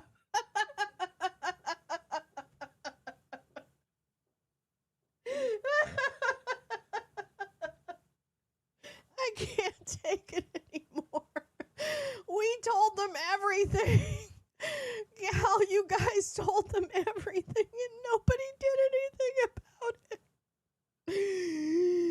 Good to go. Mike Flynn, Inauguration Day 2017. And there's the link. If you don't want to believe me, fucking look at the link. Former Trump advisor Tom Barrack to go on trial for foreign lobbying charges in September. That's right. You cannot make this shit up, Will. You cannot make this shit up. The late, great Elijah Cummings was very interested in Mike Flynn's efforts to push nukes into the Middle East with Russia. Here's a letter Cummings wrote to the head of the Oversight Committee, Trey Gowdy. Oh my God, there's a name I haven't seen in a while. He's a real pinhead. On December 6, 2017, after Mike Flynn signed a cooperation agreement with the DOJ several days before.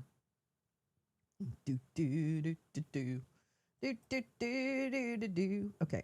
Let's see. Can I? No? Okay. Oh, I see. It's just a picture. All right. So the letter starts December 6, 2017 to Trey Gowdy. Today, I'm writing to inform you about a whistleblower who has come forward with evidence that Lieutenant General Michael Flynn, within minutes of Donald Trump being sworn in as president, was communicating directly with his former business colleagues about their plan to work with Russia to build nuclear reactors in the Middle East. Wait, what? According to this whistleblower, Lieutenant General Flynn reportedly sent a key communication on Inauguration Day indicating that the project was now good to go and directing his business colleagues to move forward. Well, I guess we all tried to tell people, but nope. It's so fun, it's not.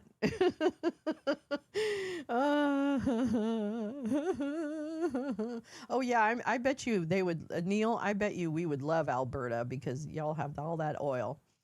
All right, so for the reasons set forth above, I ask that you now issue subpoenas to the following individuals and entities seeking all documents, including emails and text messages sent on personal devices relating to General Flynn's foreign contacts and payments. General Flynn and others, General Flynn's disclosure that the information to the president and White House officials and efforts by General Flynn and others before and after the election to promote this proposal. White House Chief of Staff John Kelly as custodian of record. Lieutenant General, Michael Flynn Jr., Bijan Kian and Flynn Intel Group. Why does he need an Intel Group? Alex Copson, Thomas Cochran, Donald Gross, ACU Strategic Partners, and Exco Dynamics. Rear Admiral Hewitt, Bud McFarlane. Wow. Exco Dynamics, IP3 Corporation, and Iron Bridge Group. Thomas Barrack and Katie McFarlane. Drag that bitch into a room. Make her talk. Of course, Mike Flynn's Q PSYOP pointed to his friend Trey Gowdy from the beginning. This is a Q drop number 3 out of nearly 5,000. This is the Q drop from October 29, 2017. Open your eyes. It finally came out that Rod Bob were key players in the uranium scandal. Don't you think POTUS would be tweeting about removal given clear conflict? Why did POTUS meet Bob under the cover of FBI director interview? Bob is unable to serve as director per the law. Gowdy comments on Comey. History will. POTUS has everything. Not everyone is corrupt. Fewer than you think. Follow Huma. Operation Mockingbird. This sounds like Kash Patel wrote it. I'm sorry. Many in our government worship Satan. I'm telling you, Jim Stewartson called this shit out early and often, and people tried to silence him. Why do people try to silence Jim? Why? Okay. God bless patriots. Trust in your president. Why is the NG called up across 12 cities? Where is HRC? That's Clinton. It's not about Republicans versus Democrats at this stage. Needless to say, Trey Gowdy did not subpoena Mike Flynn. Oops. Mike Flynn was an advisor to several lobbying firms that were putting this deal together. Two notable figures involved were Reagan-Iran-Contra rat fucker Bud McFarlane and RDML retired Mike Hewitt, who is the founder of IP3, which was at the center of the plan. And Michael Flynn and a grand scheme to build nuclear power plants around the world. Further plans to sideline Iran, Johnson wrote, included the development of Exco, the Hewitt company that Flynn was advising, with its very visible deployment of Sea Launch, a Russian company that would provide a platform for rockets to put surveillance satellites in orbit. Well, there's Jeff Sessions. Jeff Sessions is dirtier than a pig in shit. That's right, little Jeffy Sessions. He's a dirty motherfucker. I think Jim is right about everything. I think Jeff Sessions should be hauled in. Is he dead? Wait, is Jeff Sessions dead? Seriously, is he still alive or is he dead? I don't know. Someone described Minnesota as the most Canadian-like U.S. state. Can't recall who wrote that. Don't know, but it's valid. I think it's pretty true. Minnesota's pretty fucking hardy, okay? My hat will eternally go off to Minnesota activists. And by activists, I mean everybody. They're amazing. They're totally amazing. Little smokes, traffic stops, what you gonna do? Tiny cops, racist flops, come for you. Sheriffs, what you gonna do? Yeah. Tiny cops, little income poops, gonna kill more citizens when they are rude. Tiny cops, Donald Trump's boobs. What you gonna do when I Tiny cops. Commander Bevio! Commander Bevio! All right, everybody, settle down. Thanks for joining us today. I will now provide an update on our ongoing operations. Who is even talking? Helen, would you get me a step stool? Here, asshole. 8 of our ICE heroes apprehended a man today. Why did you use deadly force when video shows the guy didn't have a weapon out? He was brandishing it. Yeah, totally a brandishing situation. What do you think brandishing means? Brandishing. It's when you brandish something brandishly. Why did it take 8 officers to apprehend one man? He was a very big man. That's it, no more questions. This press conference is over. Phew, I was struggling. Can y'all help me down? That little pussy only did 2 questions.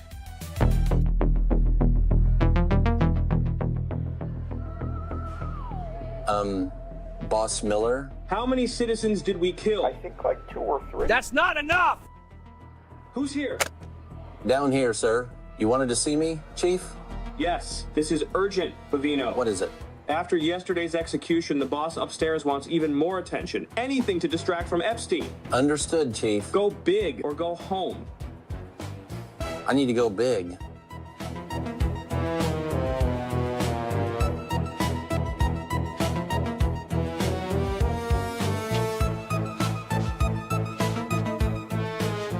I'm looking for a coat that says authority, and I gotta go big. Do you have any of these in extra small? The kids section is down the stairs.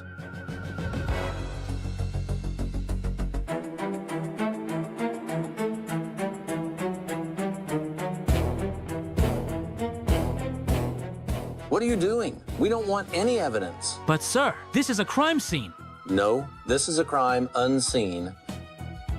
No one asked you to do due process, just to process due. Got it, sir.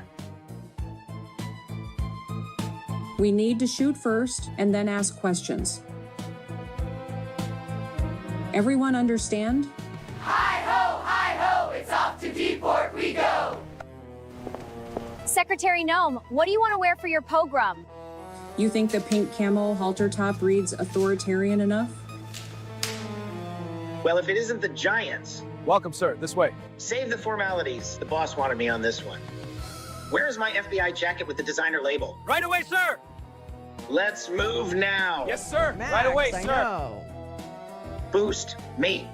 What's with the seltzer back here? I told you I only get bottles of Topo Chico. What do you want to do about the protesters, sir? It is in my contract that I get top shelf seltzer water. It is the only top shelf that I can reach. Take me to the abandoned warehouse. I have a big meeting. I called you all here, my top ice holes, to silence the opposition and instill fear, but mostly to distract from the Epstein files. I want you to blame the lefty mayor, blame the lefty governor, and blame the Somalians for eating the cats and the dogs. Then we will start all over again in the next liberal city and do this until I can skip the midterms, stay president forever, and build my ballroom bunker secret hideout. Does anyone have any questions about my evil plans? Now go be good fascists and destroy Minneapolis.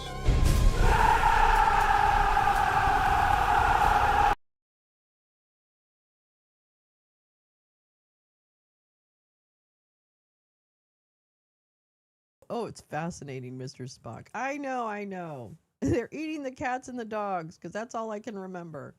That was pretty good. He's pretty funny. Newberger, he does use a lot of AI. I don't always watch his stuff, but it is pretty funny. Some of it's kind of silly, but okay. Hi, I've got a cat on my lap that doesn't want me to actually do any work. Okay. I had this to say about that. Yeah.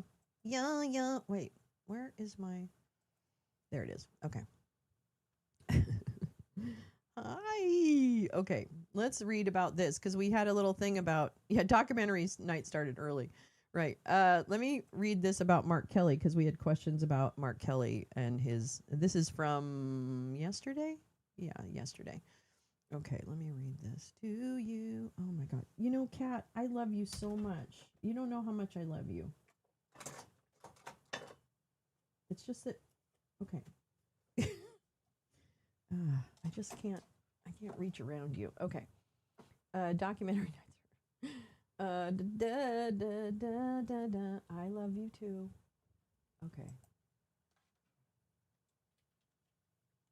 U.S. Senator Mark Kelly's lawyers say Pentagon attempting to violate his constitutional rights. And this is from newsfromthestates.com. So not totally familiar with their reporting. Okay, thank you for getting off my lap because I can't do both.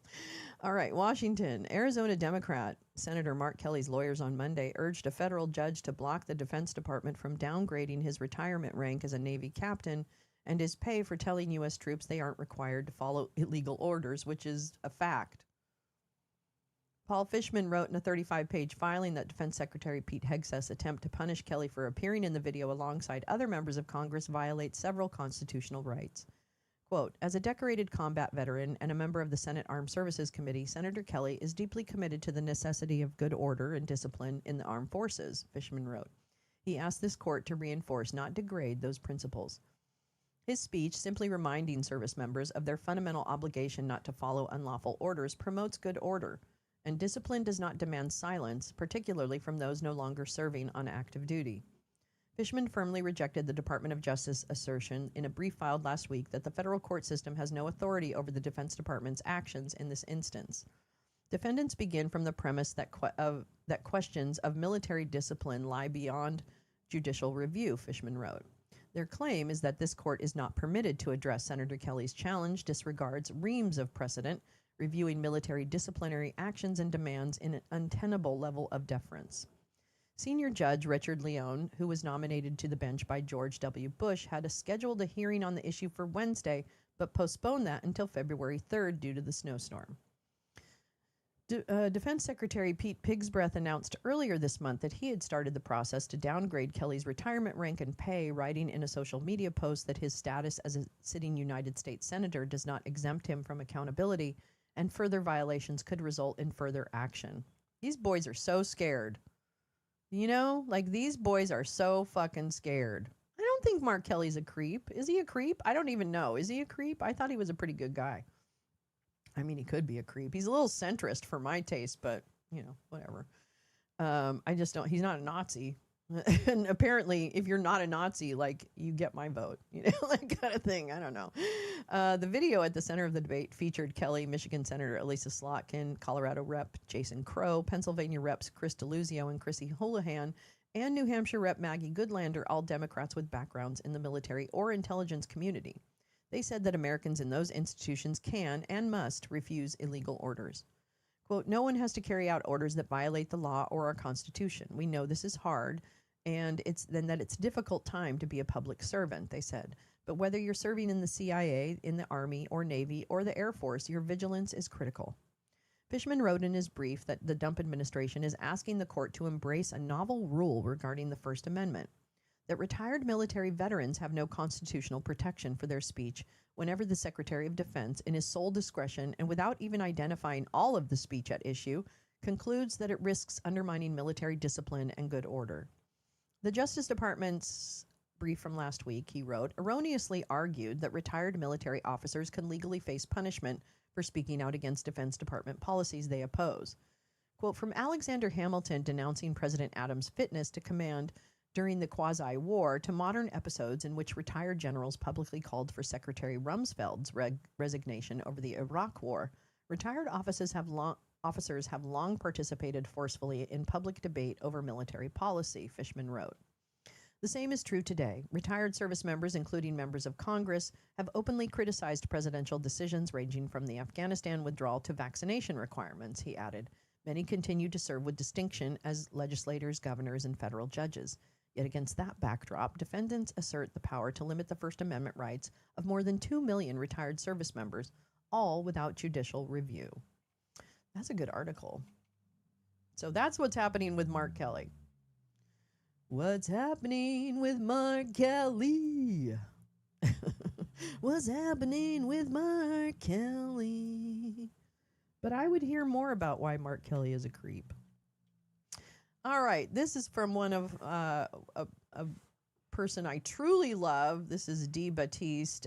She is out of Nashville, Tennessee. She is a longtime like a radio personality, and now she holds Amazing Advocacy Arena is the name of her show, and she does it on Spaces, and I believe she does it on Substack. And Dee is just one of my favorite people. I've known her for a few years now, mostly through Twitter, and she's just really fucking smart and nice and sweet. And she knows what the fuck she's talking about. And she just wrote this Substack, Technocracy Resurrection, Elon Musk's Tennessee test case. And so I wanted to take a look with, Thursdays. What's happening with, let's do the Mark Kelly report. Technocracy Incorporated meets each Monday evening in the basement of the public library. That's right. A sign on the outskirts of a Depression-era town about meetings of the local technocracy branch. Imagine waking up to the stench of rotten eggs seeping through your windows, not from a distant refinery, but from a fleet of gas turbines humming just miles away, venting nitrogen oxides, benzene, and formaldehyde into your air. For residents of Boxtown, a majority black neighborhood in South Memphis, this isn't dystopian fiction. It's the smell of Elon Musk's AI Colossus data center, an AI behemoth now scaling toward a 1 gigawatt footprint, rivaling the power draw of mid-sized cities, all while skirting Clean Air Act requirements through regulatory loopholes that the EPA finally slammed shut this month. This is what I'm talking about. The codification of these laws, the removal of regulations that prevent this type of shit from happening, God bless you, Dee, for writing on this. This is like so important. Please follow Dee. Please subscribe to her Substack. Get a paid membership if you can afford it. We need to support journalists that are doing this level of work. Okay. This is shadow tech in action, invisible infrastructure extracting land, water, and health from vulnerable communities while promising jobs that materialize instead as pollution and grid strain. In earlier posts, The Shadow Tech of Elon Musk and a Colossal Injustice, I traced how Musk's empire, XAI, Starlink, Tesla, builds hidden systems of control, subsidized by public dollars and insulated from scrutiny. With new reporting from The Guardian and CNBC, the pattern is now unmistakable.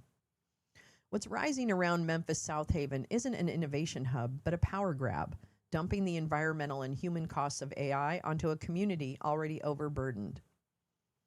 On January 17th, XAI quietly brought its Colossus 2 cluster online, hitting roughly 1 gigawatt of capacity, with plans to double that by spring. The build-out is backed by a reported $20 billion funding round involving NVIDIA and BlackRock-aligned capital. Shocker! Days earlier, Mississippi Governor Tate Reeves, little bitch, announced a companion facility in South Haven, Macro Harder. That's terrible. Another $20 billion project slated for a February startup, complete with tax abatements and promises of, get ready for this, 320 jobs. I'm telling you, this is what the economy is facing. There will be not the number of jobs coming that are being promised. You are being sold a lie. Please don't gulp it down. This is where the shared facts help. Placed directly across the state line from Memphis's original Colossus site, the two facilities form a cross-border AI fortress. Together, they're projected to consume electricity equivalent to roughly 750,000 homes. Yeah, universal basic income, yeah. While drawing millions of gallons of water daily from aquifers, which is what Max was referring to. When we watch AI, unfortunately, this is what's happening behind AI. And so we should be mindful. And so I appreciate what you're saying. Oops. Oh, I don't know what I just did. I just pushed a button. Okay. Here we go. While drawing millions of gallons of water from aquifers already stressed by petrochemical and industrial users. Reeves calls it tech leadership. Locals call it a siege. Musk boasts of insane execution. Residents see unpermitted chaos. Drone footage reviewed by environmental groups show more than 36 trailer-mounted methane turbines running continuously at Colossus 1, despite XAI's claims that they were intermittent. University of Tennessee air studies suggest emissions comparable to a conventional fossil fuel power plant. In Boxtown, already boxed in by refineries, pipelines, and Superfund sites, clinics report asthma spikes and respiratory distress. The NAACP and Southern Environmental Law Center are mobilizing, and the message from the ground is blunt. This is environmental racism stacked atop decades of extraction. This is big. People need to be paying attention to Memphis. I really think so. We've talked about Memphis now for almost a year, probably. And so yeah. In January 2026, the EPA finally drew a line. New guidance reclassified XAI's turbines as stationary sources, closing the non-road engine loophole that allowed the company to bypass Clean Air Act permitting since operations began in 2024. XAI has partial approval for 15 turbines and is reportedly operating 12, but any expansion now triggers a full review. That matters. CNBC reports that Memphis area growth faces serious headwinds, with federal scrutiny extending beyond air pollution to water withdrawals from the Memphis Sand Aquifer, which supplies drinking water to more than 1.1 million people. Once depleted or contaminated, it cannot easily be restored. Beneath hidden layers of NDAs and closed-door negotiations with Memphis Chamber, local utilities and contractors, months before the data center's details were ever presented to the city council, more than $600 million in local tax breaks, and no comprehensive public environmental impact statement. Meanwhile, xAI's Grok models trained on this infrastructure feed Musk's broader X ecosystem, now under investigation for deepfakes and political manipulation. Communities shoulder the cost. An estimated $2 billion in grid upgrades passed to ratepayers and elevated blackout risk during peak AI training cycles.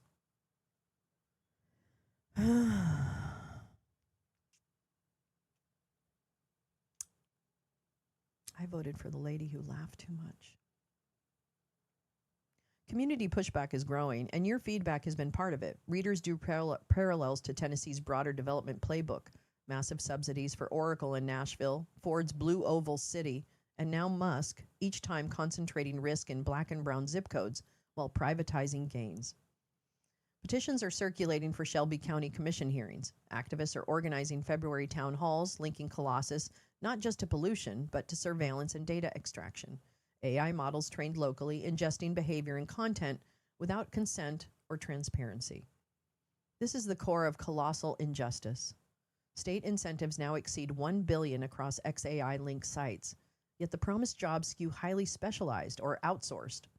Cleanup, health impacts, and infrastructure stress are borne by the residents. South Haven's rapid rezoning, pushed through with minimal review, mirrors Memphis's experience, even as DeSoto County's water resources edge toward the same cliff. Zoom out, and Colossus is not an anomaly. It's a node in Musk's expanding network. Starlink satellites overhead, Neuralink advancing under deregulated regimes, X operating as a propaganda and amplification engine.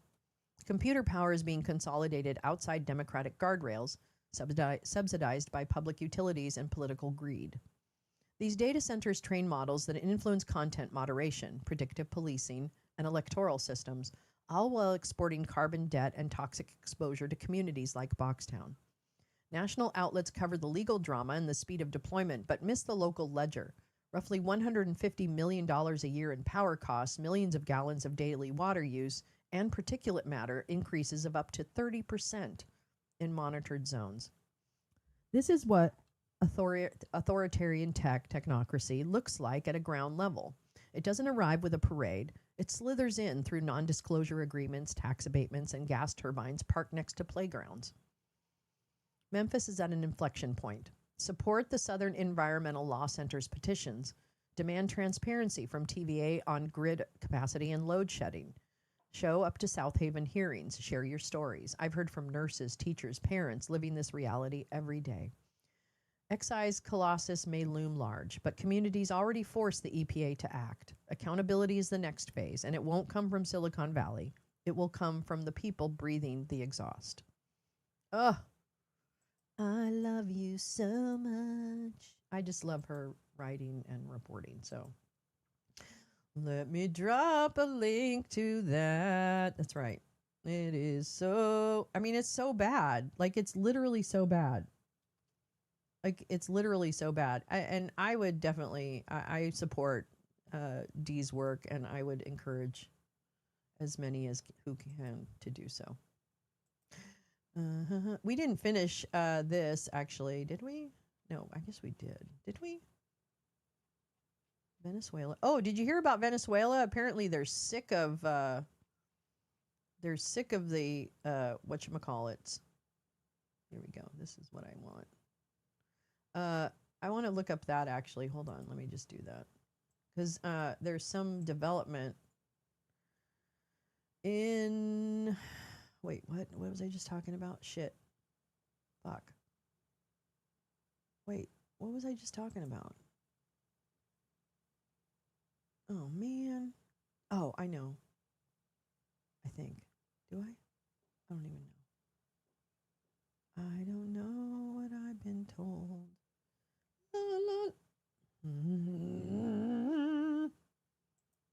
You know when you have a computer and your tray at the bottom where you pull up your apps goes away all the time? That's what I'm dealing with here. What's this? Oh, that's from 12. Okay. La la la la la la la la la la la la.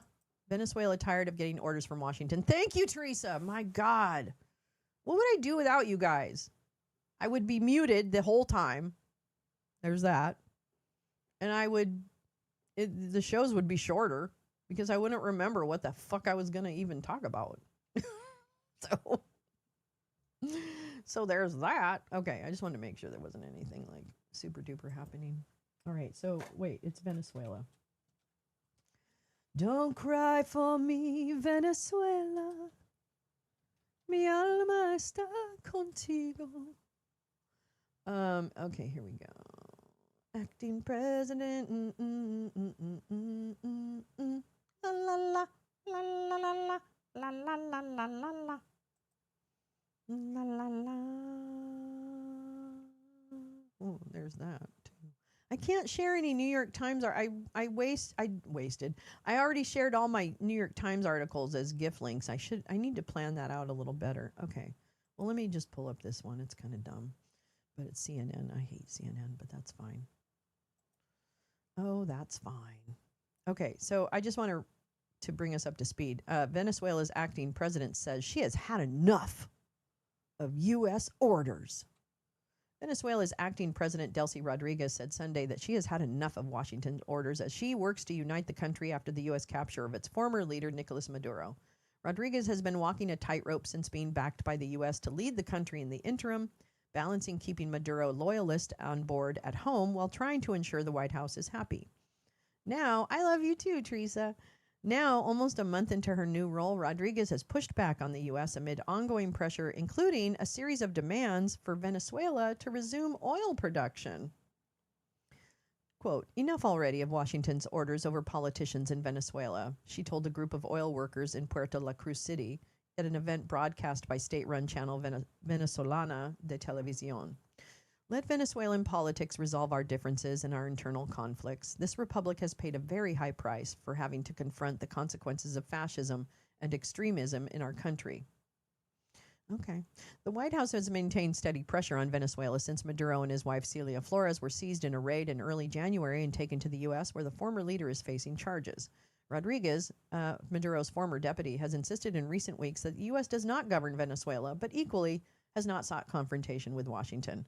On Monday, she said at a public event that Venezuela does not fear the U.S., but stops short of antagonizing the country. Well, that's interesting because also,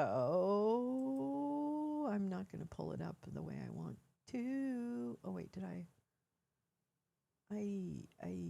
where did my little New York Times go?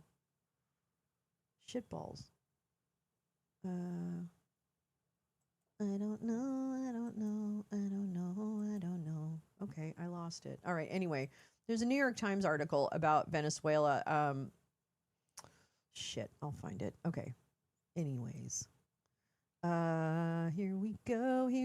Let's go back to Dave Troy's piece on Venezuela and the Russian roots of Trump's Venezuelan. Guardian reports federal agents would support diplomatic security details during the games, but would not run any enforcement operation, says U.S. Embassy in Rome. Huh. Wait, what? Delcy Rodriguez said, yeah, she had enough. Out of the snow, Spock, warm her up. Oh, no. So could these limited resources water contribute to an AI bubble? Hi, Val. So the bubble is really like, is all the money being invested really going to result in the increased productivity? I think that's the bubble, is that the rush to AI, people will invest a ton of money and then they won't, and then companies will struggle and, like it'll be a big butt fuck, but not in a good way. Okay, here we go. The Guaido-Hillary gambit. After Putin's multiple failures to lure Trump into his Venezuela-Ukraine snare. Remember, when we read the first part of this, part of the conversations was, you give me Ukraine, I'll let you have Venezuela and do your Western Hemisphere thing, right? Like, that's the implication here.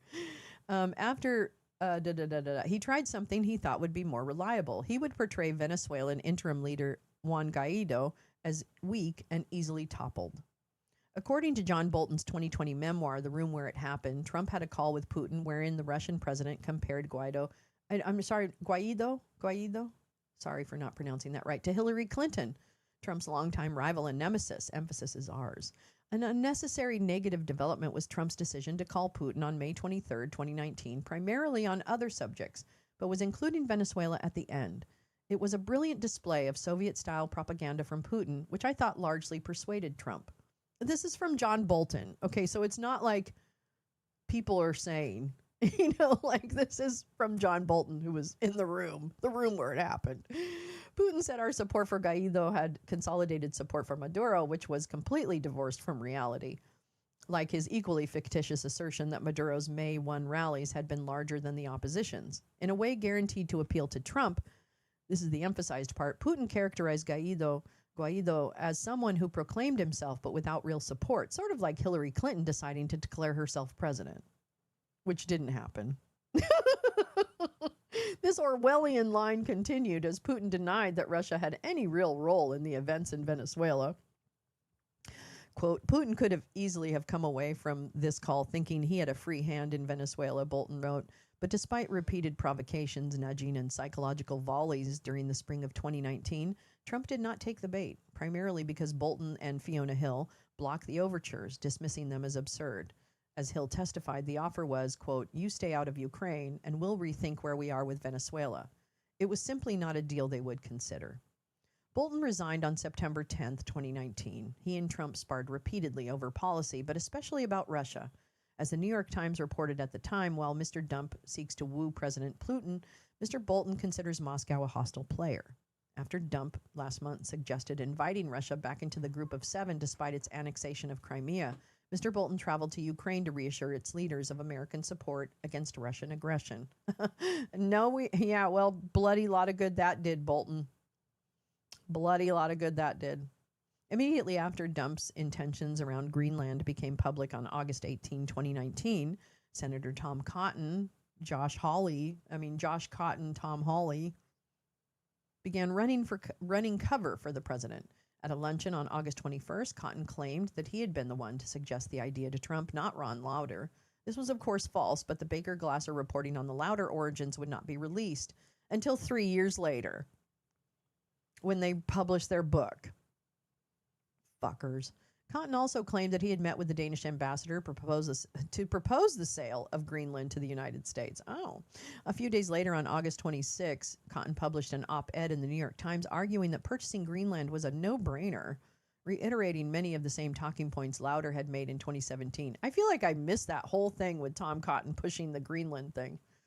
Oh well. Shortly afterwards, a letter addressed to Senator Cotton dated October 3rd, 2019 emerged online, claiming to be from Ain Lone Bagger.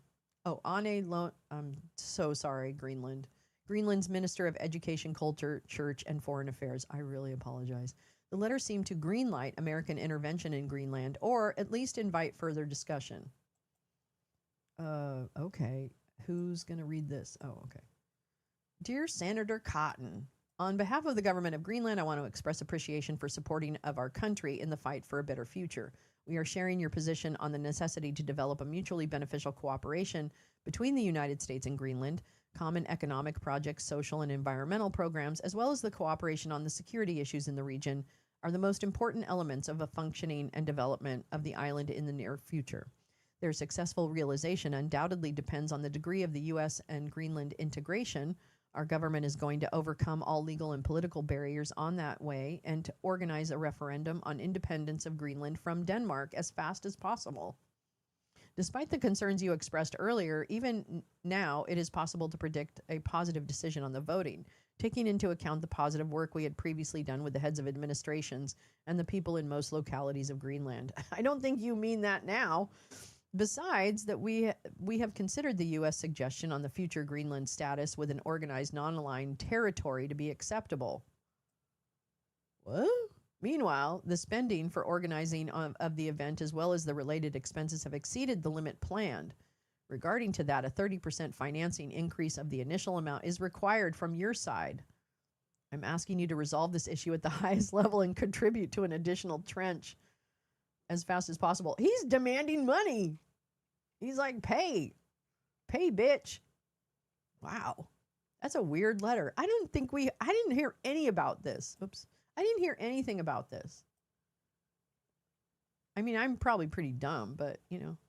Oh, thanks, Dave Troy. You could have led with the forgery.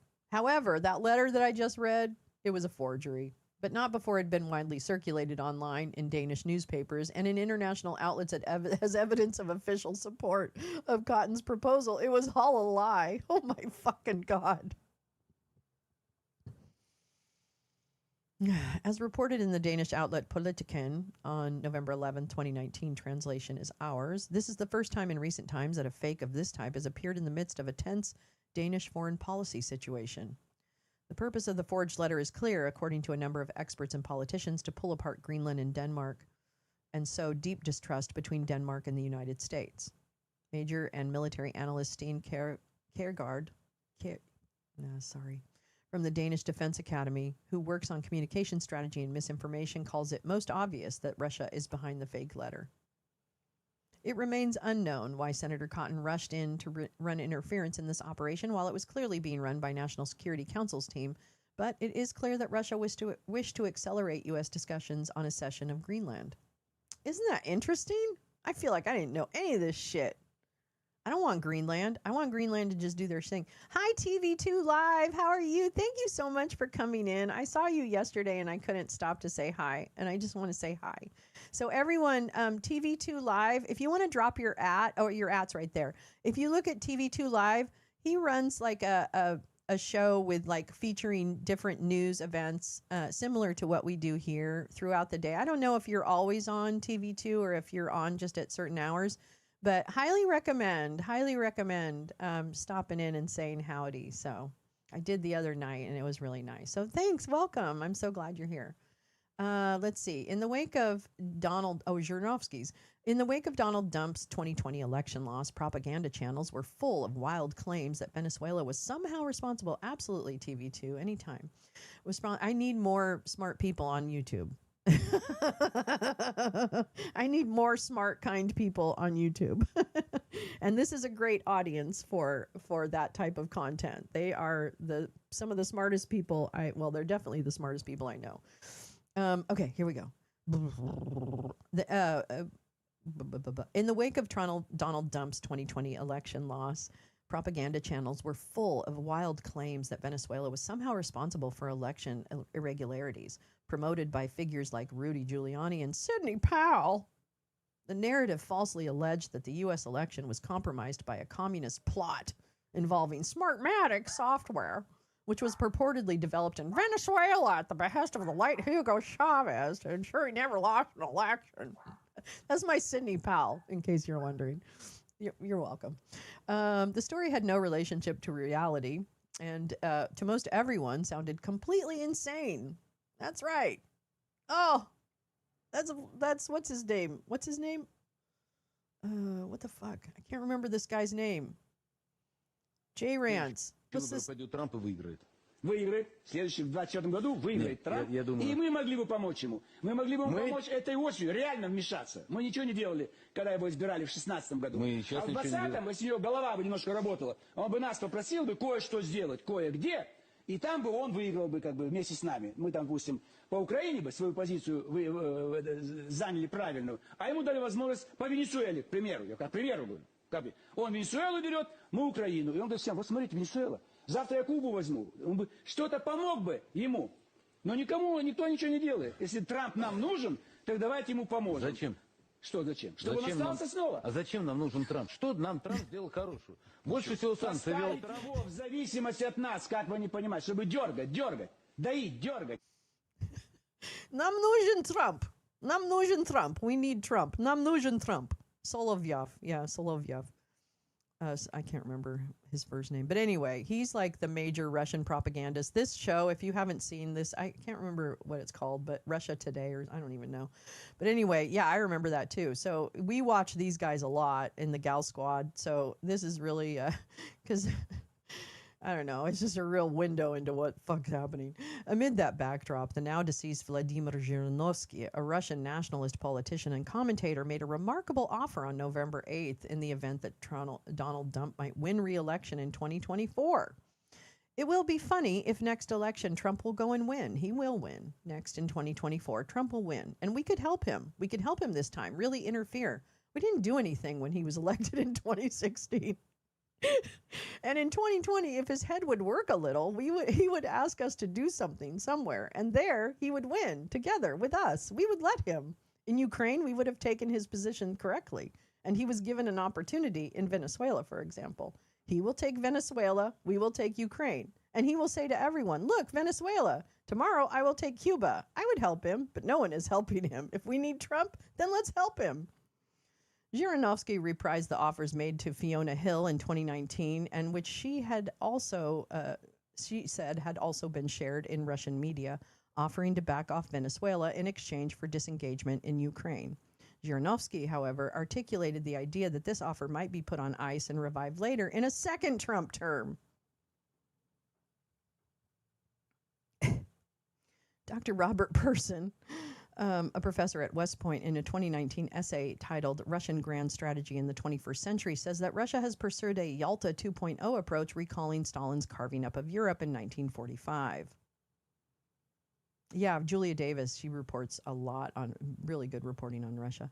Russia seeks to ensure its military, political, and economic security through an uncontested and exclusive sphere of influence in the territory that once formed the Soviet Union, essentially a supercharged Monroe Doctrine for Russia in the post-Soviet space. This vision would give Russia a privileged position of influence in the foreign and domestic affairs of the countries in Russia's sphere. Equally important, Yalta 2.0 just denies other great powers from pursuing interest and influence within Russia's exclusive sphere of influence. Trump's explicit pursuit of the Monroe Doctrine can thus be seen as an explicit mirroring of Russia's Yalta 2.0 strategy. There you go. Early on the morning of August 22nd, 2025, FBI agents raided the home and office of John Bolton, Trump's national security advisor, who had served from April 9th, 2018 to September 10th, 2019. There they are. According to the primary sources we have cited here, it was Bolton who was principally responsible for blocking Russia's Monroe Doctrine offers in Venezuela and Greenland. Bolton also refused to engage with Giuliani's so-called drug deal that would have given Ukrainian President Zelensky a meeting with Donald Trump in exchange for initiating spurious investigations in Ukraine, one against the Biden family and another on debunked election interference claims involving Ukraine from 2016. Gosh, remember all that? Jesus Christ, a lot has happened. Bolton has since been indicted on October 16th, 2025 on 18 counts by a federal grand jury for mishandling classified information referenced in his 2020 book that sheds light on these incidents. The specific charges are 8 counts of transmission of national defense information and 10 counts of retention of national defense information. Many have speculated that the apparent quid pro quo overtures by Russia for Venezuela and Greenland indicate that Putin and Trump have in fact entered into an explicit agreement to share power. After careful research, we do not yet find conclusive evidence of such an agreement. However, there is ample evidence of a persistent ongoing effort by Putin to goad Trump into seizing Venezuela and Greenland that spans both his first and second presidential terms. Using principles of reflexive control, Putin has repeatedly set up informational conditions as well as psychologically targeted provocations designed to get Trump to act, rooted in factors such as his natural disposition toward deal frameworks and his visceral disdain for Hillary Clinton. And this has been effective. Trump has kidnapped Maduro, seized Venezuela, and revived aggressive talk about taking Greenland. And the administration has adopted hemisphere-centric Monroe Doctrine language in all of its communications, especially on social media. The State Department tweets, "This is our hemisphere," on January 5th, 2025.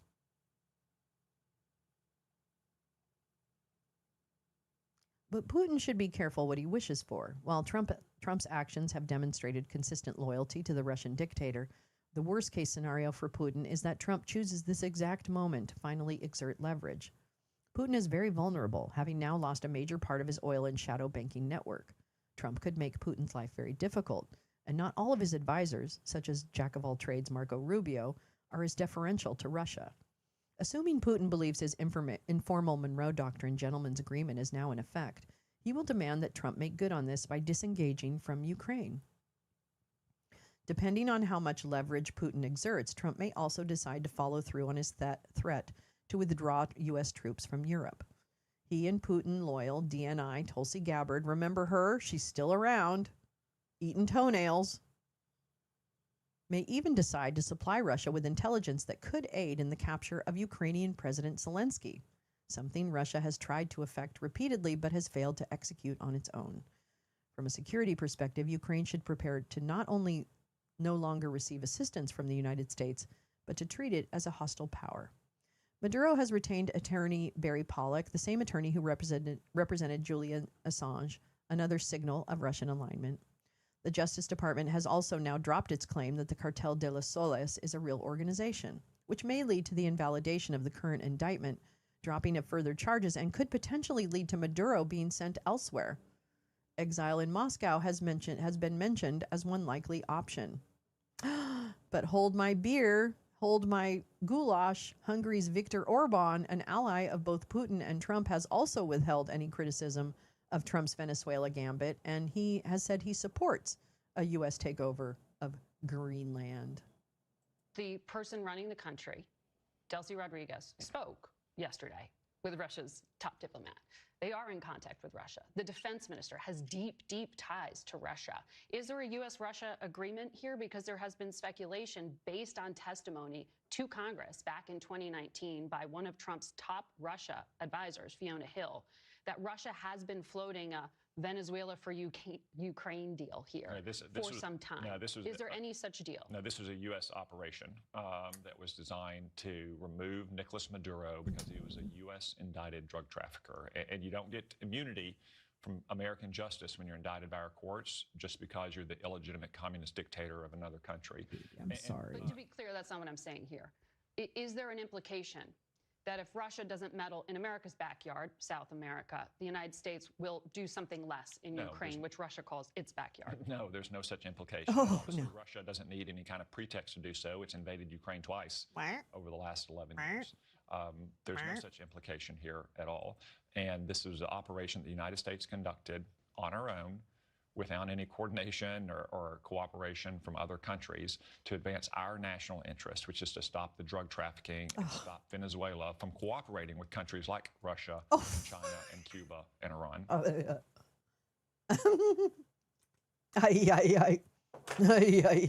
What a nerd, yeah. Well, what a fucking Russian asset is actually where I'm going with it. But you know what? You're going to look great at The Hague. Let me tell you, Tommy Cotton, Josh Hawley, whatever the fuck your name is. You're going to look fantastic at The Hague. I think you're going to be one of the more entertaining defendants, frankly, because you're going to cry, and I'm going to be there laughing. Following our ex-viral post outlining this investigation, Face the Nation host Margaret Brennan asked Senator Tom Cotton if he was aware that Fiona Hill had testified about a Venezuela-Ukraine. He dodged the question, and to the best of our knowledge, no one has recently confronted him about his 2019 role in the Greenland operation because reporting. Checking in from snowy and cold tariff world. Quick lunch break. Hi, Lee. How are you doing, girl? Oh, I'm sorry. It's so cold. Everyone be safe, okay? If you're in a really cold and snowy and icky part, be safe. Don't overdo it shoveling, okay? A lot of people have heart attacks and stuff when shoveling. Please be careful. Get the kid down the street to shovel, okay? Please, for me. Thank you. We're in the oil business, Trump said matter-of-factly at his post-invasion press conference. Indeed, oil is a key prize in the Venezuela raid. The country also possesses significant assets in gold and other natural resources, you know, like blue coltan. And I don't know if they have any tantalum, but Colombia does. Major Trump donor Paul Singer acquired Citgo, the U.S. subsidiary of PDVSA, the Venezuelan state oil company. I didn't know that. In 2024 for $6 billion, a bargain price because of the sanctions they imposed. If he can manage to hold on to his stake, he could be a major beneficiary of Trump's invasion. Meet the bros behind the... Oh, that's interesting. As we previously reported, tech entrepreneurs connected to Elon Musk, Ken Howry and Dryden Brown, expressed renewed interest in Greenland deal in 2024 to pursue a network state. Of course, Libertarian Development Project. Some have noted connections to technocracy movement, of which Musk's grandfather was a leader in Canada, which in 1940 published a map of the TechNet of America spanning from Greenland to Venezuela, mirroring the Monroe Doctrine strategy, a vision that still seems to resonate with Musk. If the so-called Donroe Doctrine, realignment, is the main event, the many opportunities for profiteering have served as dangles and incentives to catalyze it. And of course, Trump has shifted political discourse away from ongoing Epstein disclosures to his own actions, a change he welcomes. What to expect next? Many observers have suggested that Trump's actions in Venezuela set a precedent that will encourage increased adventurism from both Putin and China's President Xi.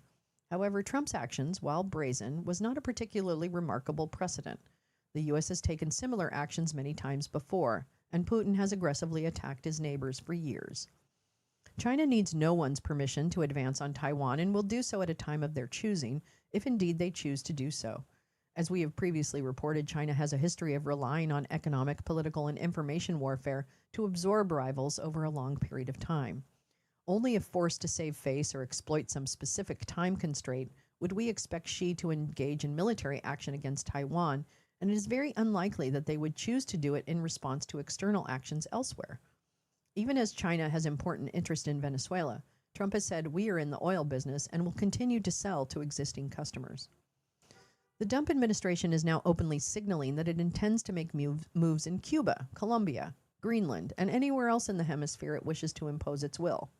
Such imperialism has already given the Kremlin ammunition to accuse the United States of neocolonialism, bolstering its claims on Ukraine, its near abroad, and ultimately in Europe. We have unleashed monsters. Overall, we conclude that there has been a long-standing effort by Russia to induce the United States to seize Venezuela and Greenland with the goal of reestablishing great power politics and fracturing Western alliances. Oh, mission accomplished.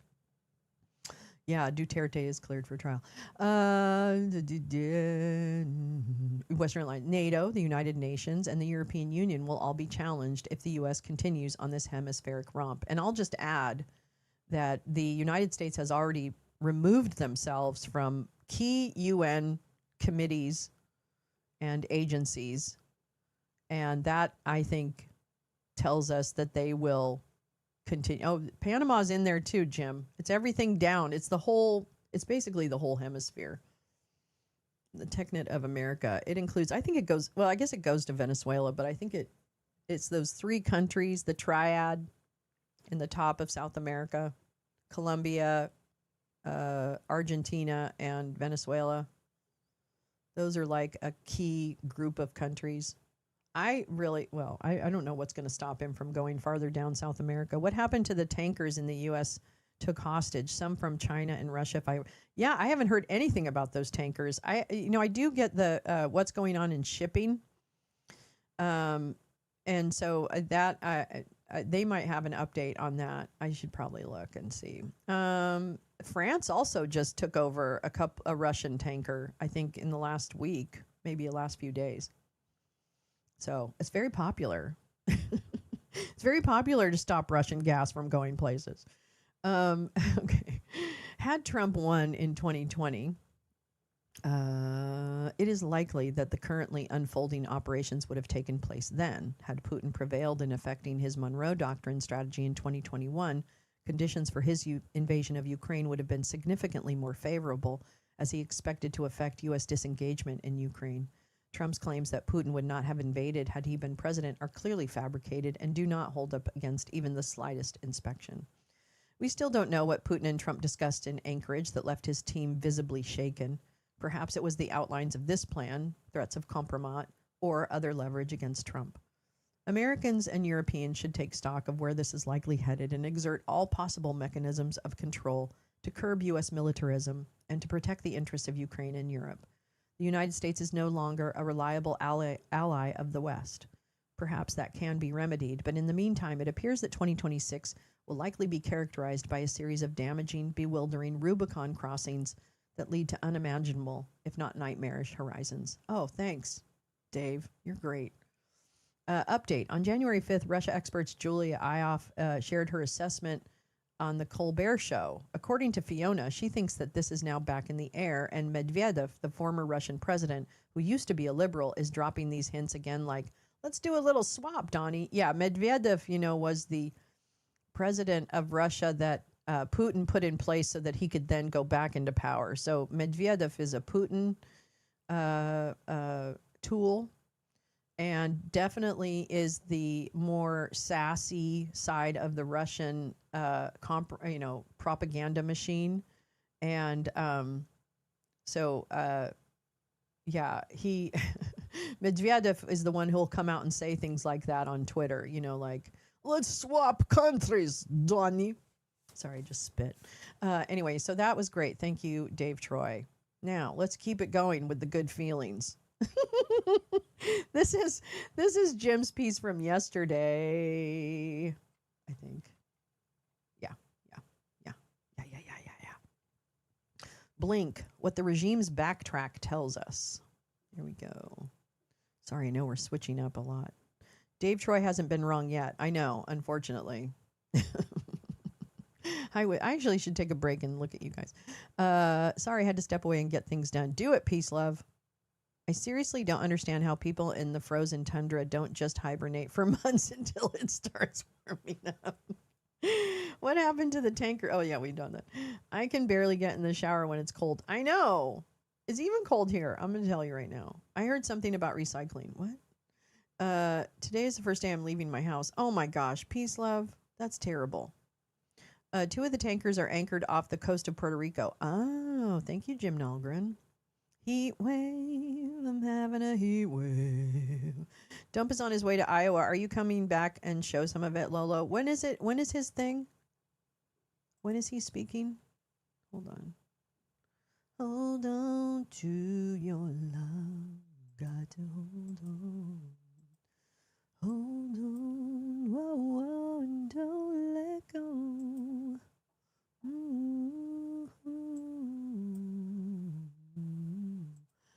Where's my, oh, okay, there it is.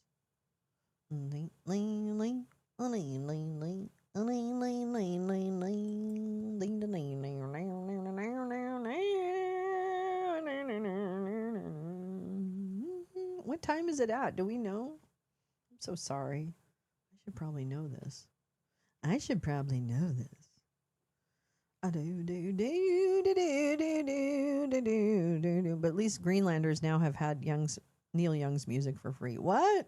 Is that true? Well, how's that do that? Well, how's that happen? Well, have an apple. Oh, wait. He's departing the White House, leaving for Iowa now. You know it's going to be hours. You know it's going to be hours before he actually does anything. Oh, I see. No, that's that. That's not that. Chair Powell having a news conference on, oh, that's at 11:30. Okay, that's fine. We've got reading to do. Well, if anything exciting happens, we'll go to that. But right now we have reading to do. Okay, where am I? Oh, shit balls. Okay. All right. Here we go. Okay, come to Minnesota with me. After over a month of waging kinetic and psychological war on Minnesota using federal agents, resulting in thousands of victims of harassment, kidnapping, and violence, and 2 extrajudicial executions and more, the Trump regime blinked, at least a little. Trump and Governor Tim Walz had a conversation Monday morning, and Trump has pulled both Kristi Noem and Greg Bovino out of Minneapolis and replaced them with Tom, 50K in a paper bag, Homan, to run Operation Metro Surge and be the point of contact in Minnesota. Hi, Sharon. Good morning, dear. How are you? Dems don't cave on the DHS spending. Dem don't cave. They better fucking not. Peace, love. Call your senators. Call your senators. Call yours. Come on, DVT. That's right. Who's going to throw a clot first in this regime? Team Clot. No, I'm just kidding. Hiding in my ancient house with, oh, baby. I'm so sorry. Oh, 58 degrees. That's cold. All right, Governor Tim Walz. Wait. Governor Tim Walz called me with a request to work together with respect to Minnesota. It was a very good call, and we actually seem to be on a similar wavelength. I told Governor Walz that I would have Tom Homan call him, and that what we are looking for are any and all criminals that they have in their possession. Yeah, that's all we want. That's it. That's all we want. That's it. The governor very respectfully understood that, and I'll be speaking to him in the near future. He was happy. He was happy. No, he really liked it. I know. The baby voices for all the babies in the regime. Yeah. Anyway, he really likes it. He's really excited about Tom Homan. That's why he's really excited. And so am I. I'm really excited too. We have had such tremendous success in Washington, D.C., Memphis, Tennessee, and New Orleans, Louisiana, and virtually every other place that we have touched. Even he puts it in... Even he puts it in quotation marks. And even in Minnesota, crime is way down. But your risk of being shot in the face by a federal officer is up 1,000%. Fuck. Thank you for your attention to this matter.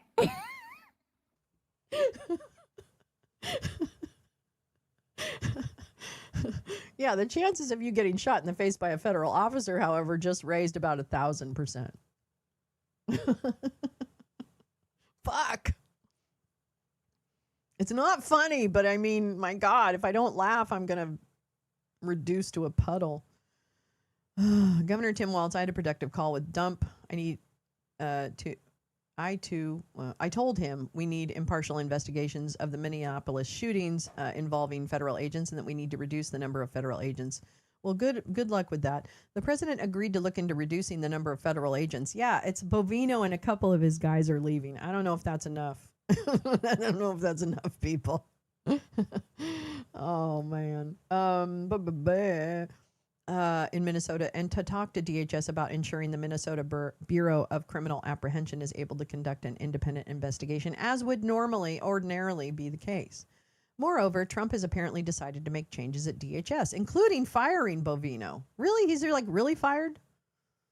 Potentially Crispy Gnome as well. Gregory Bovino has been removed from his role as Border Patrol something at large and will return to his former job in El Centro, where he is expected to retire soon, according to a DHS official and two people with knowledge of the change. Bovino's sudden demotion is the clearest sign yet that the Dump administration is reconsidering its most aggressive tactics. No, it's not. What the fuck? Who wrote that? What's that from? I don't know. Liars. Backtrack. The reason for this backtrack is that the reaction to the murder of Veterans Affairs ICU nurse Alex Preddy has been fierce and penetrated to a layer of the electorate largely silent until this point. Social media is brimming with posts from people starting with the equivalent of, I don't like to talk about politics here and I may lose some followers, but, for example, the NBA Players Association, not normally a political entity, can no longer remain silent. Following the news of yet another fatal shooting in Minneapolis, a city that has been on the forefront of the fight against injustices, NBA players can no longer remain silent. Now more than ever, we must defend the right of freedom of speech and stand in solidarity with the people in Minnesota protesting and risking their lives to demand justice. The fraternity of NBA players, like the United States itself, is a community enriched by its global citizens, and we refuse to let the flames of division threaten the civil liberties that are meant to protect us all. The NBPA and its members extend our deepest condolences to the families of Alex Preddy and Renee Good, just as our thoughts remain focused on the safety and well-being of all members of our community. Well, brav fucking oh. Thank you. Figureheads being replaced with equally vile figureheads. That's it. That's all it is. Meowing, that's all it is. That's literally all they're doing is swapping Nazis. I mean, I don't know what else to tell you. It's a Nazi swap. And yeah, okay, it's great. Bovino, he's a real fucking pain in the ass. But Tom Homan, he's like, I don't even know. Goebbels? I don't know. I'm not sure which one he is. In Minnesota, a leading contender for the GOP gubernatorial nomination dropped out, saying, I cannot support the National Republican stated retribution on the citizens of our state, nor can I count myself a member of a party that would do so. Chris Medell, good job. Good fucking job. Resign. Say, I'm not doing this. I don't know why more Republicans aren't waking up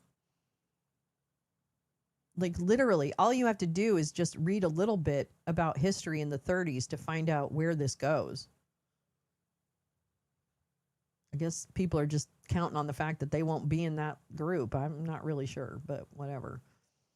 The regime's attempt to short circuit the narrative by instantly painting an innocent man who was trying to help a woman to her feet as a domestic terrorist and an assassin who was ready to commit a massacre immediately went sideways and has been getting steadily worse for them. With each video, each testimonial about the victim, and every attempt by the regime to cover it up, the story gets uglier. More Americans support than oppose abolishing ICE. Would you support or oppose abolishing ICE? Somewhat, the purple is somewhat or strongly support.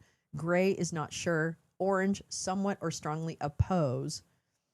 So, U.S. adults, 46% versus 41%. Democrats, 76% versus 15%. What the fuck's wrong with you people?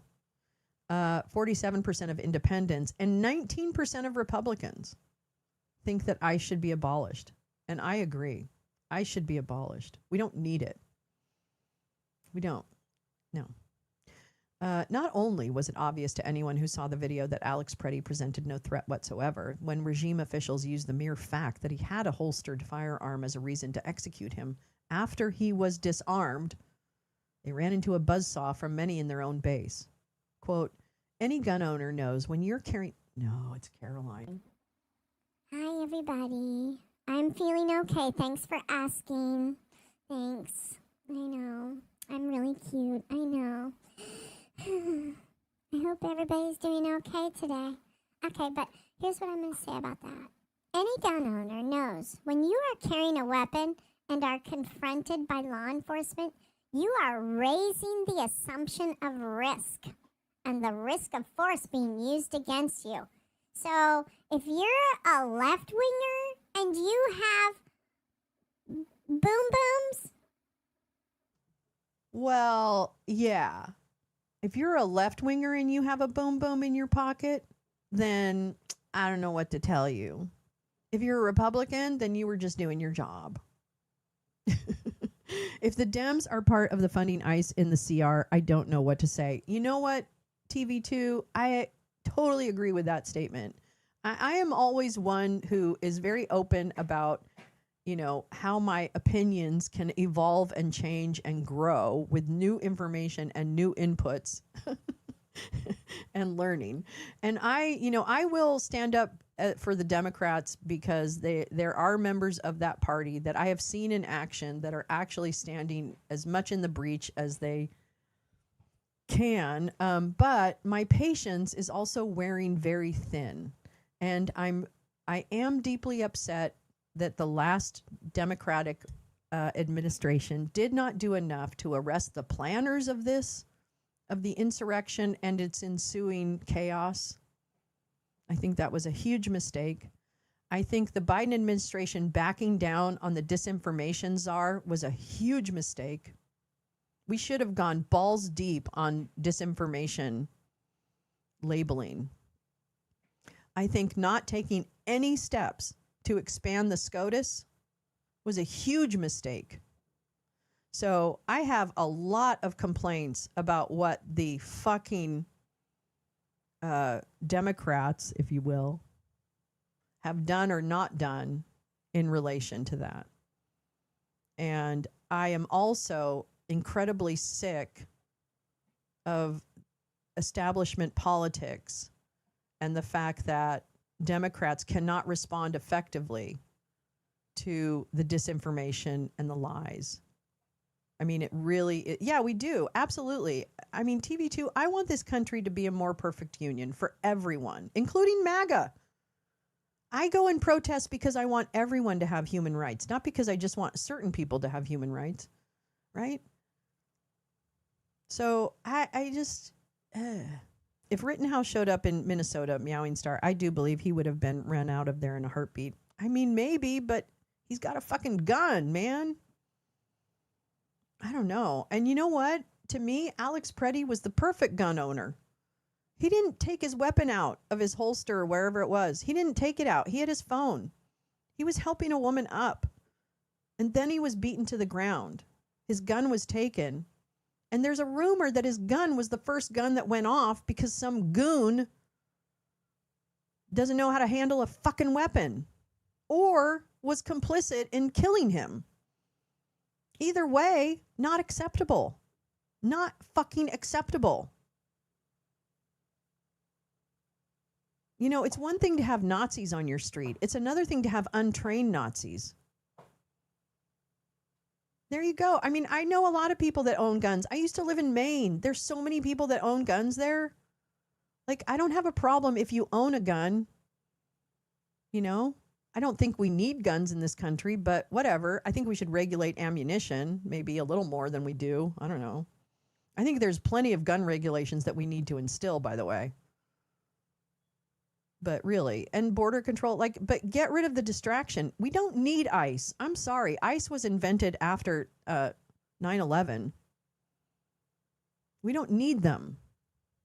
We never even figured out that we were able to say out loud that Saudis planned 9/11. Like, we don't seem to be able to admit fucking shit. ICE funding, $8.4 billion. 2025, $85 billion. What the fuck is happening? We can definitely do much better on gun control. Of course. Oh my God. I'm all for it. I want evidence. Yes, I want evidence. It was Alex's firearm that discharged first before I believe it. Absolutely. This is a rumor. Thank you, Mowing Star. It's only a rumor about which gun went off first and who did it and all that kind of stuff. The only thing I know for sure is Alex didn't shoot his gun. That's what I know for sure. That's what I know for sure. Alex did not shoot his gun. That's very clear from every video that we've seen. While the Second Amendment has been abused to insert nearly 500 million firearms into the U.S. population, even Dump's cult understands that the law is supposed to apply to everyone equally. Well, some of them do, Jim, not everybody. This has caused a wave of cognitive dissonance and consternation inside MAGA, who have been taught for decades that the right to bear arms is the most important right of all and that they should celebrate teenage double murderer Kyle Rittenhouse. Even right-wing stenographers like the NY Post and the NRA are unhappy with the optics. Let's see. Can I read this? Oh, man. It's not going to... New York Post. Nor is invoking the Insurrection Act going to fix things. Quite the contrary. It'll backfire even worse. It's the left that wants a civil war here. The forces of law and order need to be smart about how they respond. Simply being in the right isn't enough. Team Trump needs to cool things down and let the American public see calm leadership. An impartial investigation is warranted here, not the one-sided inquisition Walz wants. I don't think he wants a one-sided... Oh, fuck you, New York Post. But one that the broad center of the nation can... Okay, yeah, all right. The hasty and misleading rhetoric coming out of the administration needs to stop. Any reasonable person who has watched the videos clearly knows by now that Preddy was not waving his gun around, and while Preddy was horribly misguided, fuck you. There's no evidence that he was a terrorist intent on a massacre of law enforcement. Noam should also take a break from her self-promoting and combative TV hits. However, noble the mission is to rid the country of the worst, this broad support for it is now ebbing fast. Mr. President, the American people didn't vote for these scenes, and you can't continue to order them to not... Oh, you can't order them to not believe their lying eyes.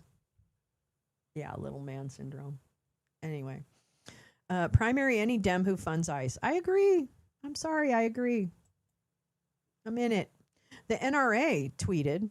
The sentiment from the first assistant U.S. attorney for the Central District of California is dangerous and wrong. Responsible public voices should be awaiting a full investigation, not making generalizations and demonizing law-abiding citizens. Whoa. Interesting. This guy is he's the U.S. attorney in the Central District of California, Bill Esseley or Essay. He's a fucking dick. This guy is a fucking dick, okay? The California U.S. attorney, oh my God, he is a Nazi fucking dick. Oh, I hate him. He even sounds like a little Nazi. Ugh. Trump's regime has backed itself into a corner and is now trying to find a way out. When asked whether Dump agreed with Stephen Miller's characterization of Alex Preddy as an assassin, Levitt said, "I have not heard the president characterize him in that way." Trump is throwing his own people under the bus as fast as he can find them. 3 blinks, what gives? This retreat in Minnesota, to the extent it holds, where am I? To the extent it holds, is Trump's 3rd significant walk back in the last week, all from self-inflicted wounds. First, Trump's epic failure to bully Denmark into giving up Greenland. Second, his backtrack on the contribution of NATO allies in Afghanistan after Trump lied that they were a little bit back from the front lines. Trump's appalling comments received a truly remarkable series of denouncements by European leaders like Keir Starmer. I consider President Trump's remarks to be insulting and frankly appalling. British Prime Minister Keir Starmer on Friday blasted comments from U.S. President Donald Trump about NATO troops in Afghanistan, where he claimed they stayed off the front lines in an interview on Fox Business Network's Mornings with Maria. We've never needed them. We have never really asked anything of them. You know, they'll say they sent some troops to Afghanistan or this or that. And they did. They stayed a little back, a little off the front lines. But we've been very good to Europe and to many other countries. The UK lost 457 service personnel in Afghanistan, its deadliest overseas war since the 1950s. And Starmer was not alone in condemning the American president's remarks. Here's retired British Colonel Stuart Tootle. My message to Donald Trump would be that you need to turn around and say, these were unfortunate remarks. I didn't mean to denigrate the contribution that certainly the United Kingdom has made to the United States fighting on operations in places like Iraq, Afghanistan, and other theaters. Trump's comments added to already strained relations with the NATO allies over his ambition to acquire Greenland. Under NATO's founding treaty, members are bound by a collective defense clause known as Article 5, which treats an attack on one member as an attack on all. The world rallied to the support of the U.S. British Armed Forces Minister Al Carnes said the only time NATO invoked Article 5 was after the September 11th attacks. On Afghanistan, frankly, this is utterly ridiculous. Many courageous and honourable service personnel from many nations fought on the front line. Many fought way beyond it. I'd served 5 tours in Afghanistan. Many alongside my American colleagues. We shed blood, sweat and tears together. And not everybody came home. Several other countries lost troops in Afghanistan, including Canada, France, Germany, Italy, and Denmark. We fought and bled alongside our American brothers in arms, so it's sad to hear these words. Danish military veteran Niels Jespersen served in Afghanistan, and he said the names of 3 members of his unit are inscribed on the walls of this monument in Denmark honoring fallen soldiers. It saddens me, but if anyone knows something about staying away from the front line, it is Trump, so he does talk with some expertise on that area, but I think it mostly saddens me.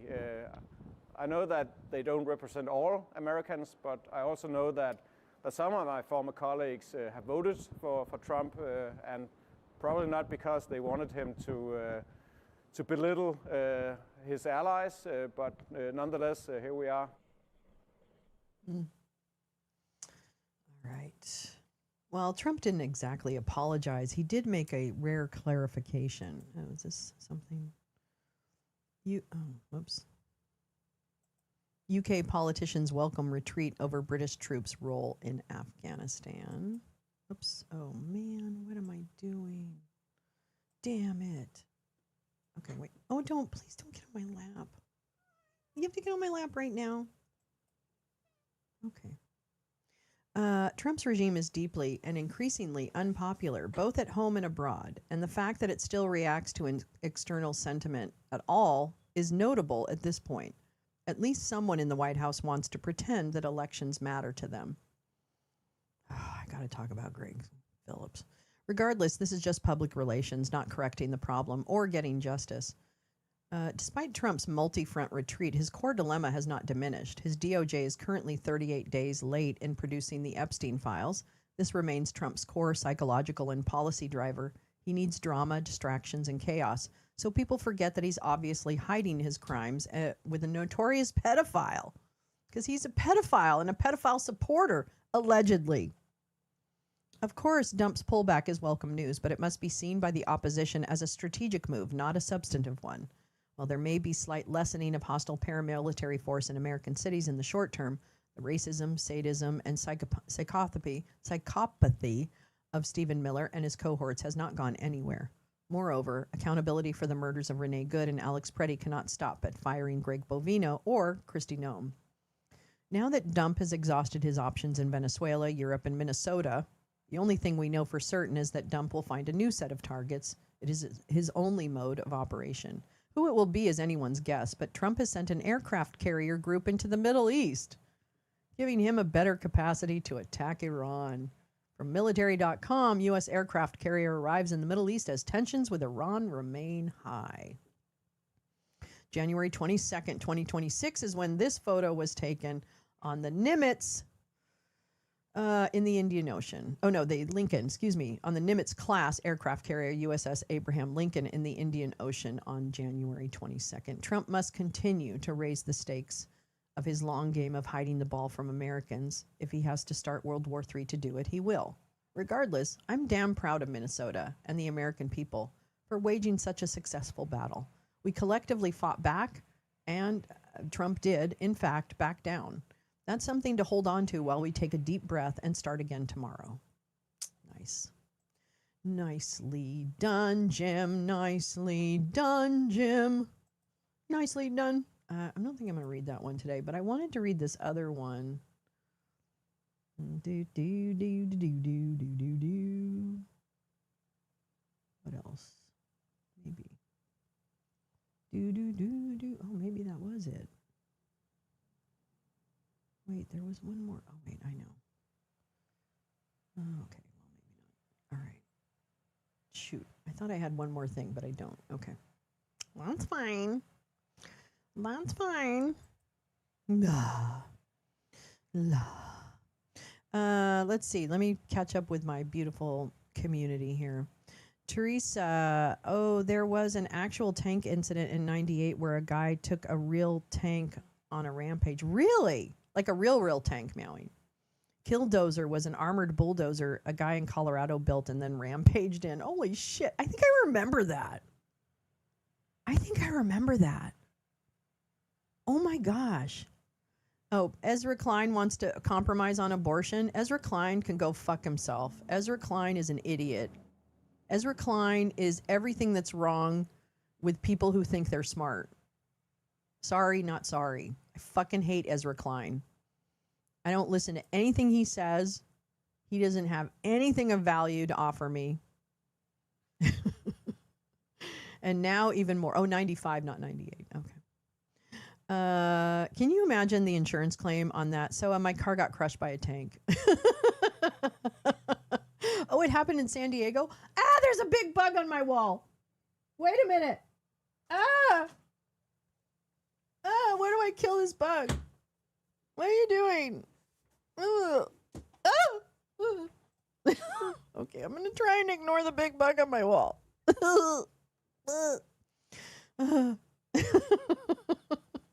Killdozer was an American noise rock band formed in Madison, Wisconsin in 1983. Well, there you go. I just watched some news footage on it. I was barely a teen when it happened. Okay, that's enough of that. I was old. Never mind. In 1995, I wasn't old. I was 31, but, whatever. They took their name from the 1974 TV movie. Really? Oh, my God. Wait, Oomph, you said that was a movie. Thought Killdozer was a bad guy in The Running Man. Oh, yeah, that's right. Oh, that's right. That's where we've heard it. I just watched some news footage. Okay. Okay, good. I caught up a little bit. Oh, my Lord in heaven. This cat is really... Everybody's freaking me out. I don't know where that bug went, but I have to take care of it after the show. Probably the same inspiration for the name given to the guy's bulldozer incident. I was just thinking of crushing ice when thinking about the tank and what it could be used for. The opera singer in The Running Man was hilarious. I'm going to tell you right now, that movie, we've watched some really great films in our Discord. If you're not a member of our Discord, you really need to join it, because on Tuesdays, in fact tonight, great segue, we're going to be watching Critical Incident, which is the documentary about a murder at the border. It's a 2025 documentary. So we're going to be watching that tonight at 6 p.m. Pacific, 9 p.m. Eastern. And let me get the link. Dynamo was the dumbest. Yeah, I agree. But I would really like, we should watch that again. Okay, where's my Discord? Where's my Discord? Yes, indeed. Oh, yeah. Oh, yeah, yeah, yeah. La, la, la, la, la, la. Oh, my gosh. Is this? Oh, wait. I want to watch this. See, this is our Discord. Let me show you our Discord, because it's the most amazing thing in the planet. And I fucking love our Discord. Our Discord is like fucking, I don't even know. I can't even tell you how lucky we are to have this Discord. Can I just say that? Can't even tell you. I feel like this Discord has exceeded all my expectations. Okay, so speaking of which, this is it. I don't know if I can make it bigger. Oh, I can. Okay, good. All right, so this is our Discord, and I'm going to invite people to it. So, boop, boop, boop, boop, boop, boop. Bootity boop. Is that the one with Jen Budd? Oh, I don't know what that means. Do. Okay, so this is, if you click on that link, you'll enter our Discord, and I will change your role so that you can see the history of the chat. But you are welcome to join our Discord. It's like a hangout all day, and you know, people drop stories in, like looks like Meowing Star, really good compilation of the last few weeks from Minneapolis, St. Paul, to share with the folk not quite getting it. This is fantastic. How long is this? Is this something we could watch? They're all forget. Well, how long is it? Oh, it's only 7 minutes. Okay, it's 7 minutes. Let's watch it. Hold on. Let me get back to over here. Let me get back. Oh, I wonder if it'll just play right in here. Nope. They're all. Nope. That's okay. That's okay. Because I can do this here. Yeah. All right. Link. Oh, that. Okay. Here we go. Forgetting about the Constitution of the United States of America. Freedom is not arresting people without warrants. We have a system here. It's called a Constitution. Minnesota will take care of ourselves. We don't need federal troops coming in here without warrants. Historically, ICE or any federal agent, they can't enter one's home without a judicial warrant signed by a neutral and detached magistrate. That's what's required under the Fourth Amendment. Can you put the guns down? There's kids in this house. You do have to show a warrant. You guys see this all on live. He said he doesn't have to show a warrant. I'm a veteran. I swore an oath back in 1969 to protect this country against all enemies, foreign and domestic. This is unbelievable. I will tell you this, brother. What? You know, I will tell you this. You raise your voice, I raise your voice. If I raise my voice, you'll erase my... Exactly, yeah. Yeah. Are you serious? You said if I raise my voice, you'll erase my voice? Yeah. What the fuck is going on, dude? This is insane. Yo, you know what really pisses me off? Is the fact that they detain people, cuff them, and then still beat the shit out of them. Stop kneeing him in the face! That's his face! Stop it! A lot of restraint and professionalism, as you can see on display. What we do is legal, ethical, and moral. Everything we do every day is legal, ethical, moral, well-grounded in law. It's like Call of Duty. Take the shot. They kick it, you take the shot. What I see out there is a very professional, prudent, and thoughtful law enforcement action. What the fuck? What the fuck is wrong with you? You're just trying to fucking kill him! Law enforcement officers are here to bring peace, and to bring public safety. The officers that we have out there are very highly trained and skilled, specific for the operations that they're doing. They're utilizing the most gifted individuals on these operations. And they have handled this with grace. Then I can also see the point of view of the people that say, yeah, but you don't want militarized people in the streets just roaming around, snatching people up, many of which turn out to actually be U.S. citizens that just don't have their papers on them. Are we really going to be the Gestapo? Where's your papers? Is that what we've come to? They tell you it's immigrants, only immigrants. It's fucking anybody. There were 4 tribal members who were picked up by ICE in a community called Little Earth right here in Minneapolis, St. Paul. And one of them has been released, but they couldn't locate the other 3. There's nobody more American than American Indians. You can't just detain somebody because they look like they are Somali or they look like they are Latino. To be very clear for the whole country, that is what is happening right now. Why are you asking me for my paperwork? Because of your accent. You have an accent too. Where were you born, sir? Where were you born at? Put your hands behind your back.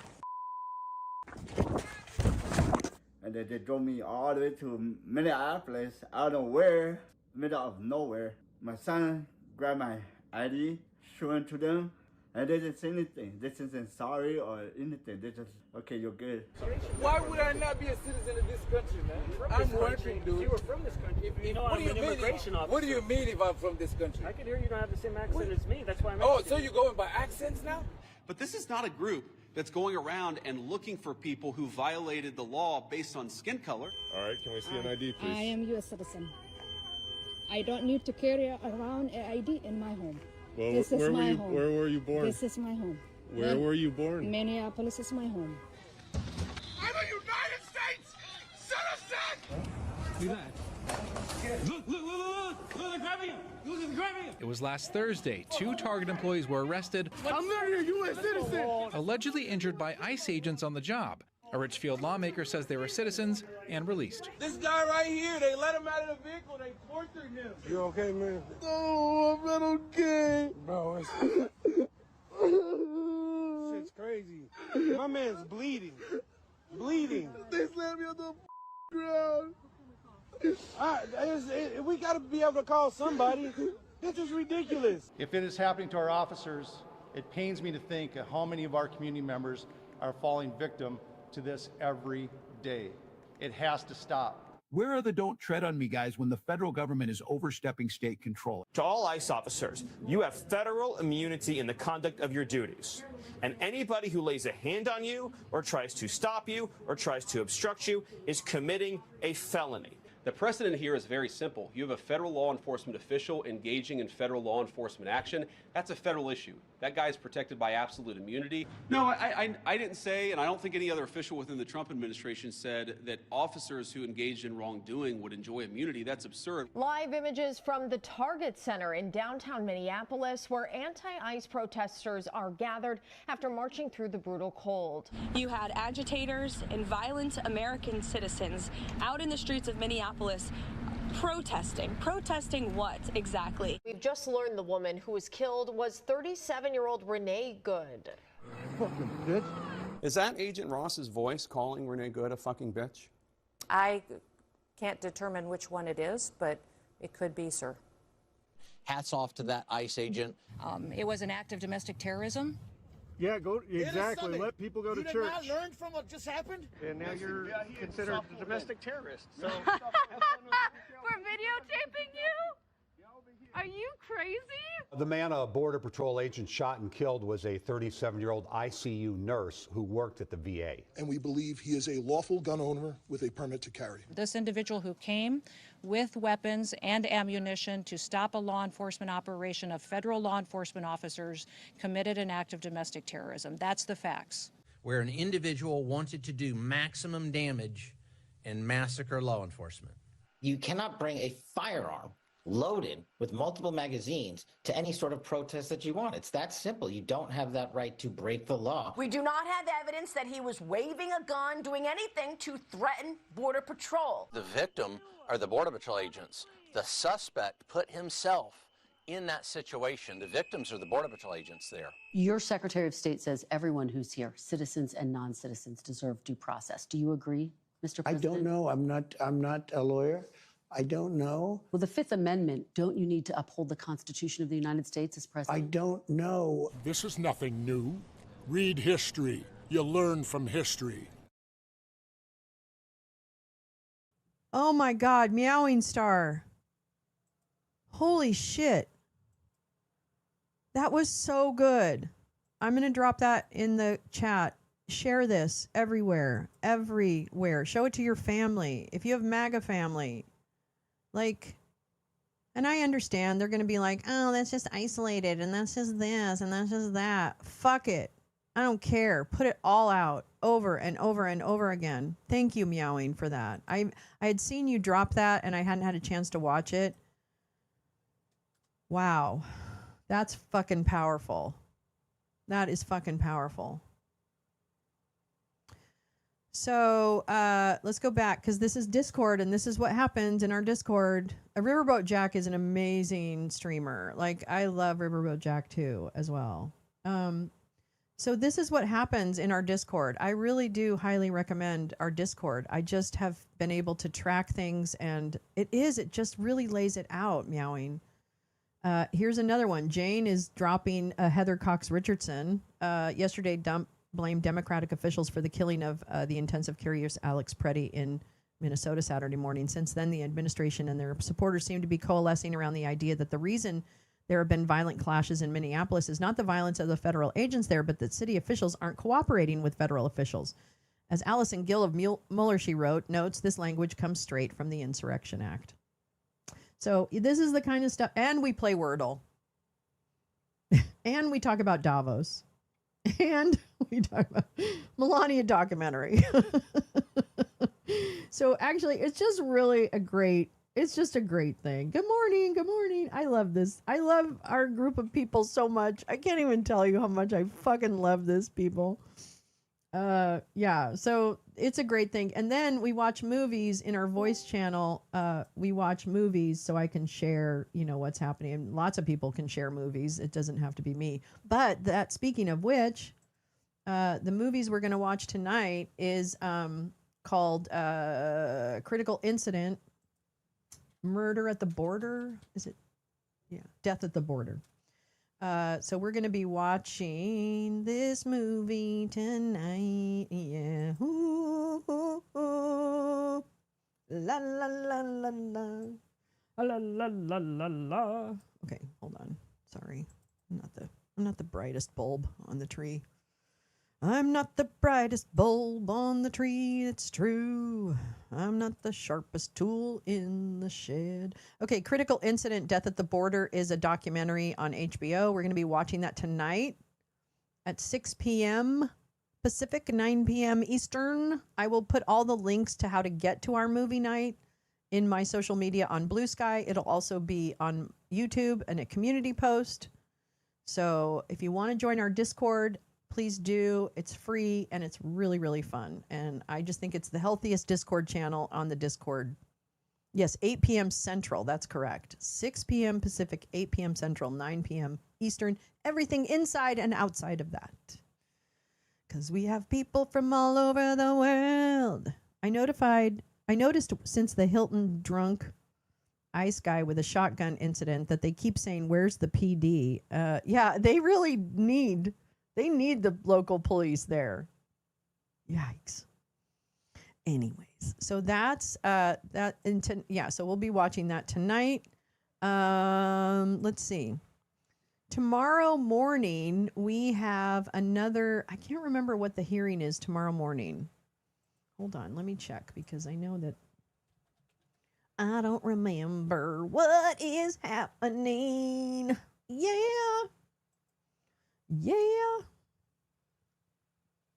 Oh, that's it.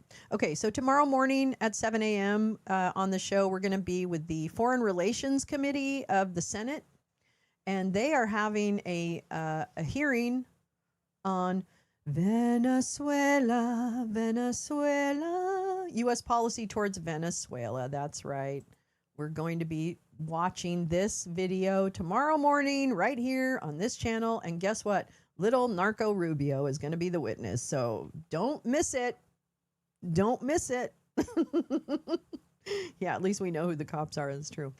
Okay, so don't miss it, because tomorrow morning we're going to be here just where we were today, and we're going to be watching the U.S. policy towards Venezuela as the Senate Foreign Relations Committee. So please join us. Thank you again for coming and spending so much time with me this morning. I really appreciate it. Thank you, TV2, for coming in, all the new people that came in to say howdy. And yeah, we'll just keep going. I've got a shit ton more stuff to deep dive read with us, which we'll try and fit in between our hearings tomorrow. So yeah, have a wonderful, wonderful, amazing, incredible, lovely day. And thank you again so much. And thank you for everyone for dropping links and providing additional information. This show is a collective. This is not a Lolo has all the info. Lolo has very little of the info. And all the rest of you are the ones that provide the beautiful meat of the show, if you will. So I deeply, deeply appreciate this group. All right. Wonderful. Have a wonderful Tuesday. I hope to see you tonight. If not, I hope to see you tomorrow morning. And if I don't, I hope the rest of your week is very good. But we're here every day at 7. Okay.